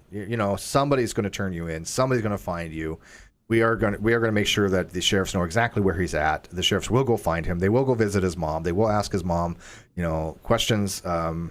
Yeah, we will make this happen. I mean, it was kind of funny seeing it be like, well, we sent him the thing, and now the sheriff is coming back saying he's not there. Yeah, which was kind of, that didn't look good for him because, they did send the sheriffs up there to, check things out. And of course, yeah, that's the thing I think most people have kind of overlooked. The court has already sent the sheriff to him, and he wasn't there. Yeah. So we're not playing. He knows the sheriffs will be looking for him, and this is not just like a regular bench warrant kind of thing where if you get pulled over by a ticket, this is an order from the Superior Court. The Guilford County Sheriff's Department want him. The judge will make sure that the sheriffs find him. We will make sure that the sheriffs find him. Even if he's staying in Raleigh, which is a different county, but we've got means. Yep, absolutely. So, I think that's pretty silly for him, but hey, that's his choice. And if Kyle's out there listening, did you know that this whole sovereign citizen thing, it's a pretty good idea. Go look into that. Yeah, if he tells the judge that he doesn't accept the jurisdiction of a maritime court. Yeah, you don't even have to have a license plate. He's a corporation, that he's not really a person. He's a corporation. Yeah, you don't even have to have a license plate or anything. Take that off your cards. Yeah, so one true man. The thing on this 26 is there's a couple different things that can happen. And I even said last time, look, these are what I expect because I did expect an order of arrest. But the worst case scenario is that the judge gives him more time. This always is an option, right? And I recognized it last time, but I thought it was so minimal. I was wrong on that because with the new judge, and the new judge decided to give him a little more time because I think now, because she doesn't want just civil, she wants criminal. I understand the reasoning. Doesn't mean I have to like it, but I do understand it.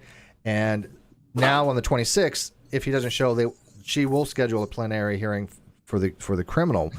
But she doesn't mention much about the civil. And so we will make it very clear, look, if he's not there on the 28th or the 26th, we want a ruling on the civil contempt for an order of arrest.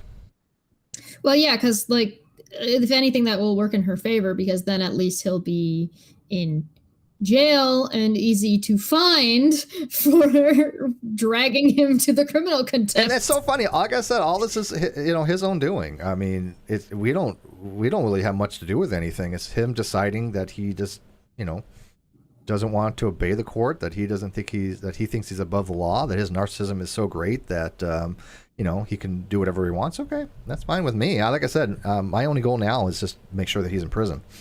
Jail, then prison, because again, there's also additional charges for perjury and possibly embezzlement, forgery, and the other things that we have contacted the DA.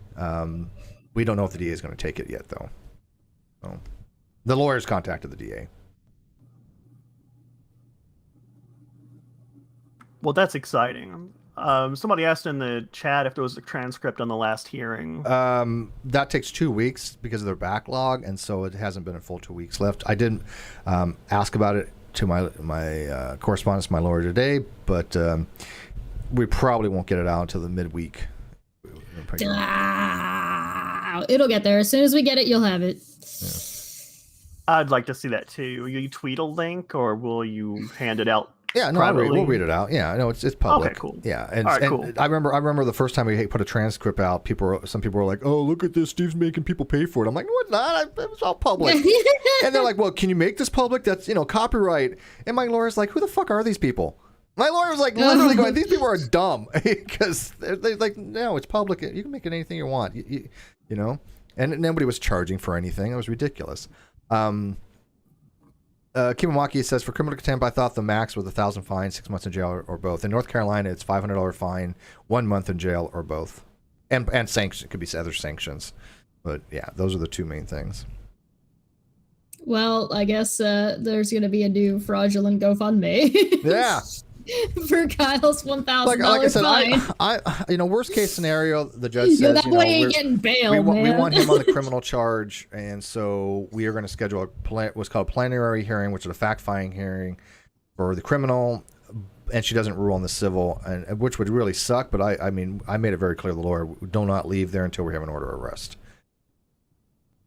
because that's what we want. So it's only 2 more days, people. 2 more days. Less than 48 hours. So. Oh, God. It's so close and yet so far away. Yeah. Well, like I said, I'm not having any high expectations any longer because, why? But we'll see what happens. Either way, though, I get my second dose on the 28th, and I can start traveling again because I am planning to travel. I'm going a place or two next month or the month after, one or the other or both. Got to get out sometime, right? Well, I don't, apparently. I'm forever... Forever home. I'm going to be forever home. I mean, being immunosuppressed, I don't, I'm even, put a bubble on. Put an EBA on, oxygen breathing apparatus, and just go outside. I mean, it's one thing to say, yeah, you got to live your life or whatever, but I'm in kind of one of those categories where if I get it, I'm way more likely to wrap have your head the in cellophane complications. and just go. Saran wrap it and go. And now that there's so many more dangerous variants out there, I'm Mark just 50 gonna gas say, mask. fuck the That world. work, I'm just gonna bomb the world and burn it down and. Somebody's gonna go play Civilization. I get you. Yeah. I hope the YouTube algorithm doesn't catch that. You guys didn't take care of it. You guys didn't take care of it, so just gonna take it away from you. You guys don't deserve it anymore. Have you ever worn a gas mask, like a Mark 50 gas mask? No. They're fun. I think it's a Mark 50. Gas masks don't help you with viruses, do they? No, it's too small. Oh, never mind. Yeah. Mark 5, that's what it is. Mark 5 gas mask. Yeah, I think there's a. Does Mark 5 help you with viruses? No, they don't. But they for CS gas. Yeah, if only we had pandemics of CS gas instead of viruses. Right. No, I mean when you everybody who joins the military, no matter what branch you go in, you have to all do what's do gas training, and there's I forget the name what they call the building, but basically, but you walk in, right? You walk into it, and you put your gas mask on, and you have to seal it, and you have to test for it. And they put these little CS capsules on this little heater thing, and the whole room fills with this tear gas. And you're breathing just fine through the gas mask. They want you to recognize that the gas masks do work. And you're like, okay, this is no big deal. And then they have you take it off and hold it over your head and breathe deep. And you're in there for like 5 minutes, and you have to like state your name and your serial number, say whatever they tell you to say. And it is Agent 47. It is the most miserable experience of anybody. Can you imagine? You all your mucus let go. You cannot breathe. You cannot see. Your eyes are just teared up.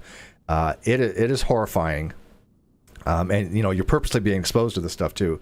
But they want you to get used to it. They say, look, you've already been exposed to it once. Should you run into a situation where you're on ship and they attack the ship with tear gas, this is what you're going to be experiencing. And so you already know what to expect. Then you don't panic. Yeah, the thing is not to panic, right? Exactly. And nobody usually ever does. But when that you've been experiencing something that is but you're something under controlled circumstance. Yeah. That's controlled. You've got the gas mask right there. That you're not in that position. Now, when it comes to you as a surprise, you're less likely to panic because you're like, oh, okay, no, I know what this is. Yeah, and how to put the gas mask on. That bitch, that you don't know nothing about shit. Yeah, but yeah, I mean, I'm telling you, anybody who's been in the military will tell you that gas chamber is probably the worst experience of all boot camp. So you put on the mask, they fill it up with gas, then you take the mask off, and then you start crying and puking? Yeah. And then do you get to put the mask on? Well, it doesn't do any good. You already broke the seal. Yeah. And so you walk outside, and then when you walk outside, you've got to you wave your arms around and stuff like this, and what it does is it gets the CS gas off you, and about 5 minutes later, you're okay. But as soon as you get in the open air, you're much better. But I mean, yeah, it is. People just obviously. I'm just trying to make sure whether putting the gas mask later on will help at all. Yeah, I mean, it's better than not. I mean, obviously, if you're in a real life situation, that's tear gas, you want to get that mask on is completely and seal it as fast as you can. And you just gotta you cup your hands over like this, and you put it over the canisters, and you create a vacuum. And if it seals on your face, then you know that it's working. Yeah, but yeah. Anyways, that was my horrific experience with tear gas. It's not fun. I'm not exaggerating. It's definitely not fun. Has anybody been in the military? 2 out of 10 would not recommend. Yeah. Does anybody know what I'm talking about? Has anybody in the live chat? 1-star review on whatever. We understand what you're saying. Yes. Well, yeah, but I'm just wondering if anybody's actually experienced it. I'm sure there's got to be military people in the live chat. Because I mean, it doesn't matter whether you're Coast Guard or Navy or Army or Marines. They all have the same gas training. Exactly the same. But, I mean, it makes sense. Yeah, I mean, how different can a gas be? Yeah, same gas. It's CS tear gas, so. It's one of the only ones that's still allowed to be used. I think we should get Cheshire to experience that. Why? I don't know why. On stream. For the donations. Do you guys hate me? Just so she can experience it. We're just gonna just do awful shit to me because people want to see Chesh. We want to see Chesh cry. We want to see her tears. We want to drink her tears. We'll sell them. Well, I'll tell you what. We'll put her in tear gas, and then we'll take a little vial, and we'll take her tear, and then we'll sell it like Belia, whatever name did with dirty bathwater. Delphine. Yeah. The goblin water. The goblin water. Goblin tears. We'll sell them and brand them as goblin tears. Do I need to also be wearing lingerie at the time? Does it help you cry? Probably. Would it help you cry? She's like, have you seen me in lingerie? You'd be crying too. Do they make lingerie your size? I'm not sure if it counts if you're not wearing it. She thinks I'm kidding, but that goblin tear sounds like actually a pretty good thing right now. I know a few people are going to buy it. I know Smitty and Mr. Sears are already like, take my money. Give me them tears. Yeah, take all my no money. They make you do it again if you throw up. All right, I'll try my best not to vomit. You can use your tears for flavoring for soup. Yeah, take that vomit. You can sell that too. Spicy. It might be spicy. Oh, okay. So Segmentation Fault said he's done it. Okay, so Oh, Kimawaki says in Canada the HUD is pre-filled with CS, and you go in unprotected. Wow. And you have to clear it. Yeah, clearing the mask is hard. I mean, you can once you've been exposed and you put the mask back on, and you can try to clear it, but because I guess you have to do that once too, if I remember correctly. Clearing the mask, they call it. Yeah, well, if you breathe in and out through it enough, it should go away. I mean, from the inside, right? Yeah, yeah. And then you breathe everything other than the gas because that's what the mask is for. So it should be helping. Yeah, the mask, the charcoal activation actually does work. I forgot that they're doing an Uncharted movie and they've got little Spider-Man. Tobey Maguire? As Nathan Drake. No. Tobey Maguire? No, kid Spider-Man. Tony Stark Spider-Man. Oh. That's his name. Oh. Tom? I don't. Yeah. Tom Holland. Yeah, I don't mind seeing people do roles that I normally wouldn't like. Whenever I hear somebody doing a role, and I'm like immediately, I'm like, ugh, like I don't think they would do that. But like I immediately, I want to think about Heath Ledger Joker because I was like I want to give them that hope. Like I want to be pleasantly surprised. Do it for me. They're technically professional actors, right? You should be able to play different roles other than that one they got famous from. I mean, I'm more concerned that we've got a Uncharted movie, but if there was a franchise that lent itself to movies, well, it's Uncharted, since it's basically also just a video game based off of a movie style, which is just Indiana Jones. Right. It's like Street Fighter, and then the movie Street Fighter based off of the game, and then the game based off of the movie based off of the game. There are some games that make for better movie options than others. Fighting games, not so good for movies. Good for anime. I know Street Fighter was good. Movies. That was a good movie they made out of it. I like that. Cheesy, but good. Remember Street Fighter? You thought that was good? Yes. Okay. Wait, which Street Fighter movie? The anime? No. Or the live action? The live action. With, who's the Frenchman? What was his name? That was Raul Julia's last movie, and he did it because his kids asked him to. Isn't that sad? Aww. What a good dad, isn't he? They had Bison. They had, I mean, Mortal Kombat was trash too. No, Mortal Kombat doesn't make it not entertaining. That was not trash. Mortal Kombat. It was bad. That's what made it good.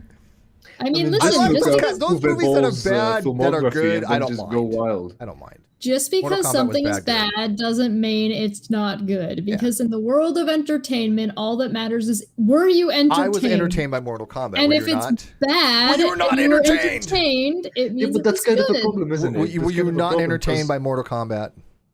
Oh, I love Mortal Kombat. Yeah. It's still trash. Yeah. I recognize that I like trash. Yeah, okay. I just want to throw that out there. It was so bad, it was good. I liked it. I was entertained. Yeah, but like I'm saying, that's kind of a problem because then awesome. Bad movies get made and paid for and still make back, while good movies get no recognition. I mean that's fine. Then they weren't that good. I'm going to watch Mortal Kombat over again just because it was such a good movie. Listen, it can't be made poorly. Well, because you enjoyed it. The thing is that there's a difference between it was supposed to be that way, though. It can't be. Because you can have a bad movie that's bad as in it's not entertaining. You can have movies that have like a huge budget and are set up to be really good and ought for everything that's involved should be really good, but they're not entertaining. And that's the stuff you run into with the newer Star Wars. People aren't entertained by the newest Star Wars because they're not. It's not because they're not Star Wars. And it's not because they're not getting what they're expecting. It's because they're getting something that's cookie cutter and safe. And that's not entertaining. I get the difference between entertainment and good writing, but I'm saying we should have both, right? We should be maybe biased towards good writing and entertainment instead of paying for the bad movies. But the thing is like Demolition Man is a good story. It's got good writing. The acting is campy. The effects are campy. The dialogue is garbage. But like the concept and like the love and desire to make something good is all there. It's got good actors. It's got Dennis Leary for some reason. Like Wesley Snipes is in it, Sandra Bullock's in it, Sylvester Stallone is in it. And when that movie came out, those were all pretty big name actors. Like, it's bad, but it's entertaining. And so it's good. Big Trouble in Little China, fantastic movie, amazing movie. But Avatar, trash. Get that. I was not a fan of Avatar. I didn't get the whole Avatar thing. People were like, which Avatar? Avatar. It was great. The Smurfs. Like, the Smurfs. I didn't see the appeal to Avatar. I'm sorry. I'm maybe just sucky, but whatever. Well, big money in 3D. It had some really good concepts in it. It was visually pretty good. Listen. So I'm sure you know about the moms that got depression after seeing Avatar because whatever. The scenery was too fantastic. You know, we gamers face the fucking unbelievable landscapes every day in all our games, and we're not depressed. So I don't know, maybe those maps should commit suicide. I don't know. I don't know what you mean. Only gamers suffer from real depression. Only real gamers suffer. Oh, the real depression. I get it. Yeah, speak for yourself. Gamer depression is the only depression. We live in society. Let me remind you. Society. The thing is that you can have. Then there's movies that are supposed to be like they have everything going for them and they're bad. So the Resident Evil movies got that way. Like the they're just not the worst. Yeah, they're not even entertaining anymore. Like there's a couple of them that were like, haha, this is stupid and kind of fun and great. Nick is a little bit behind. She's just catching up, but she wants to see you in lingerie. But again, I'm not sure they make it in your size. I have to go get it off of a Barbie doll. Yeah, exactly. I was about to make that joke. Her lingerie is basically, 2 postage stamps and a cork. I got pissy at Avatar because I couldn't handle the fact that they have hollow bones that were harder than I was like, a human without the mech suit would kick the shit out of these guys. Fuck them.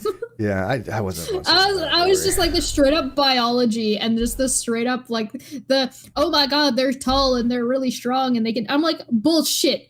There's no way they're they have to be made of tissue paper if they can jump on a winged creature and that thing can fly them. I was physics, like, no, right? I mean, have you seen? Have you seen Prometheus? No, they made it part. It was a plot point. Yeah, well, it was part of the plot. If it wasn't part of the plot, I'll look past it and I don't care. But when you make it part of the plot, that it's like, oh, the humans need to have all this gear to be able to fight these guys. I'm like, nah, just give them a mask so they can breathe, and they're just gonna humans gonna jump. Bigger gun. Just give them a knife for their mech. Yeah, they don't even need the mech. That was the thing, because they made the gravity lighter, but none of the humans behaved as if the gravity was lighter. And it's like, so, but that's part of the plot. So why aren't we just like, what was that? The one where the guy goes to Mars, John something? Why are all the humans just John Mars comet punching? Yeah, John Carter. Just comet punching. Yeah. Come on, man. If you're going to do that. Humans get no respect in alien movies. We get no respect. Fortunately, they get respect in everything else, being fucking every movie being, homocentric. Listen, I just want it to make sense. That doesn't mean we have to be the good guys. It doesn't mean that we have to be like super powered. It just make humans, give us some goddamn respect. We're good at what we do. At least let us be good at what we do. Oh, we do. Didn't you hear about American Army? They always win in every movies. No. They defeated Godzilla, they defeated Transformers, they defeated whatever else. Michael Cream of the crop, my dear. That's not space movies. Remember that one movie that was really awesome? Transformers is not a space movie. Yeah, it is. Remember that one movie that was really awesome where humans get a lot of respect? Battlefield Earth? Oh, God. Okay, that movie was truly horrible. Not only humans won, but also American Army. Yeah. I never said humans had to win. Was a I just want some goddamn respect. We are apex predators for a reason. But only on Earth. Yeah, but if you put us on a planet where there's less gravity, suddenly we're dense, beefy motherfuckers. We're superhuman. I mean, humans are dense whenever they are. Yeah, exactly. So give us some goddamn respect. I guess so. I just want to make sure that we're realistically good and bad at the things we should realistically be good and bad at.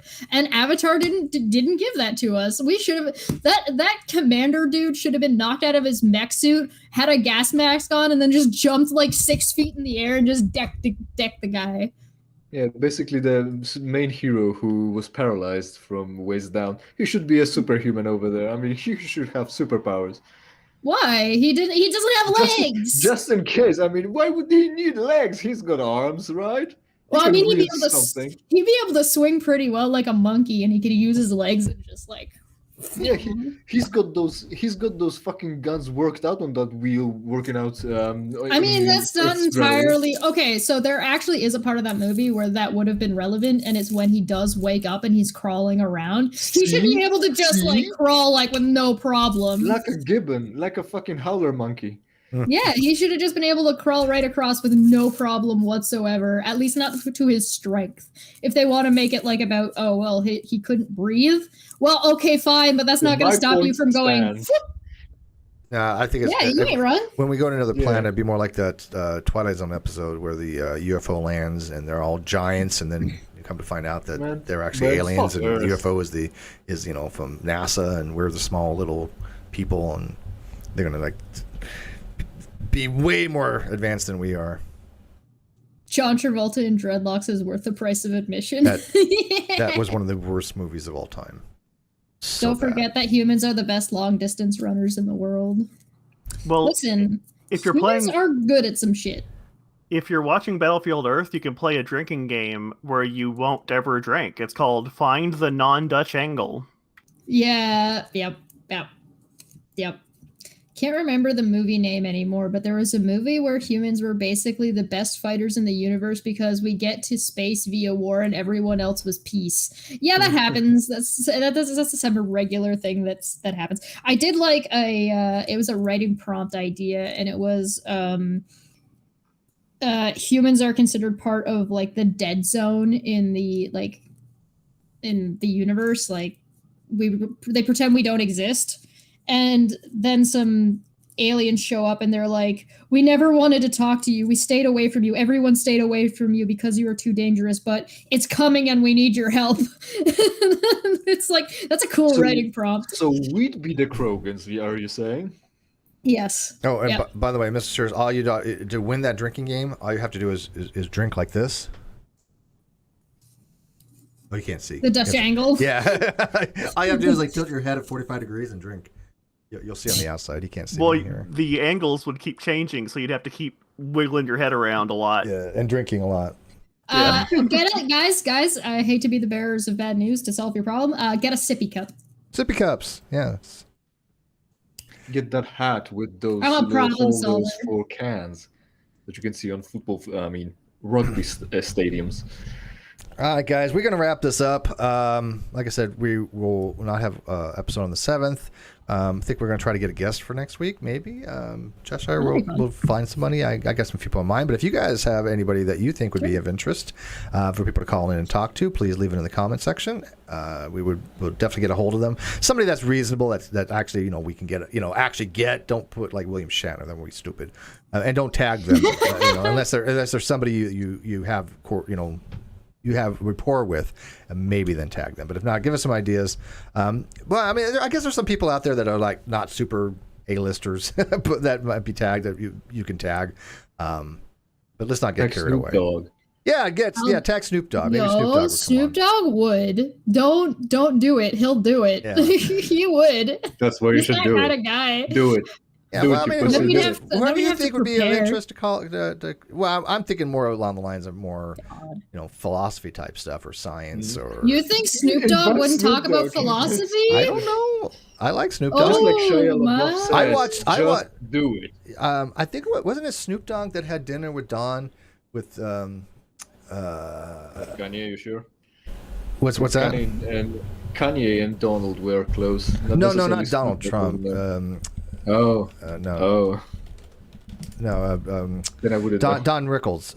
I think he did an episode of Don Rickles. Wasn't Snoop Dogg? Let me see. I'm pretty sure. I know, but I'm sure we'll be Snoop back. Dogg Don Rickles. Dinner with Don. It was good. He, I mean, Snoop showed a lot of respect for Don Rickles and vice versa.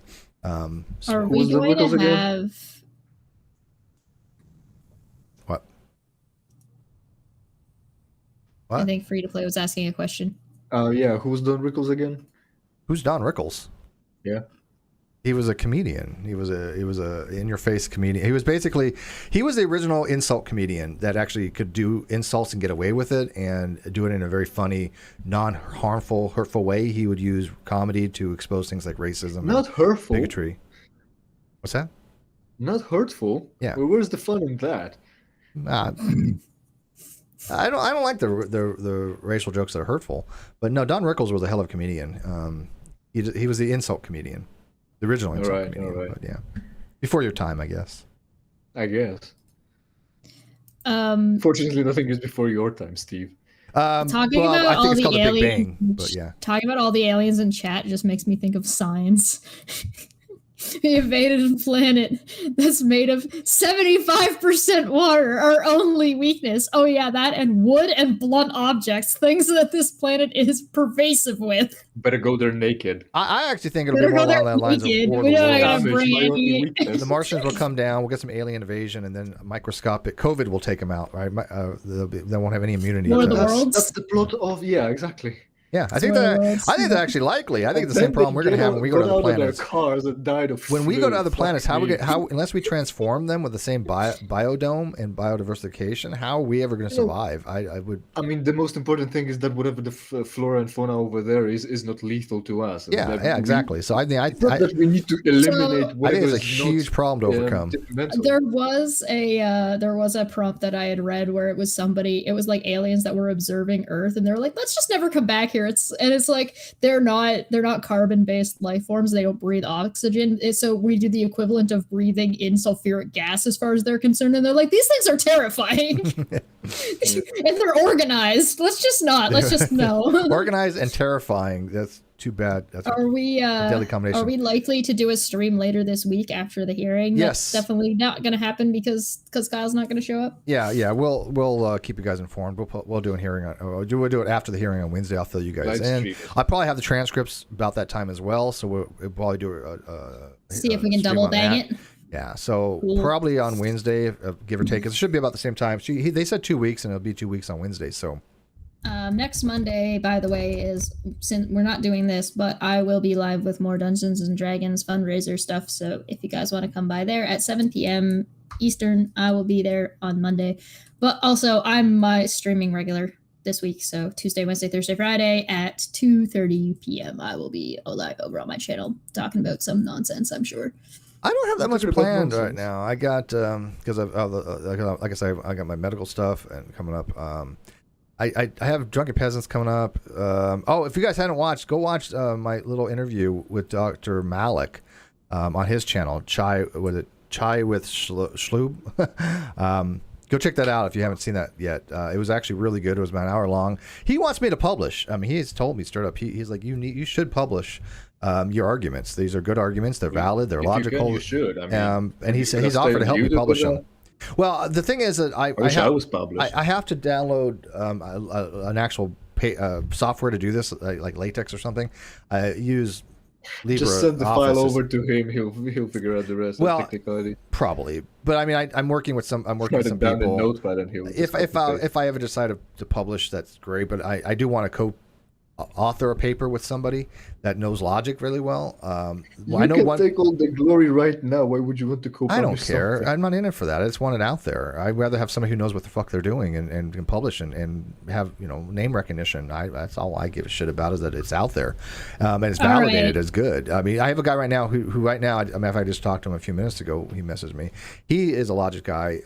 He has a master's in logic or something. He actually has formulated my argument in first order logic and has said this is actually valid. I mean, we had some epistemic issues that I've resolved with him, but he's like, Steve's argument is it's you can't say it's not logic. It's completely logical. He even agrees with that. So that's why he said, yeah, publish it, because it does show the weakness of just lack of belief atheism. All right, let's get out of here. All right. Last question for everybody that I have to answer in order. Do it. Who's your favorite Ninja Turtle? You want that in the live or in the comment section? You guys. Yeah, everybody. Donatello. Who's your favorite Ninja Turtle? I don't play favorites. Raphael. You gotta pick one. Don't be a wiener. Pick Shredder. one. Shredder's not a turtle. Not a turtle. I don't care.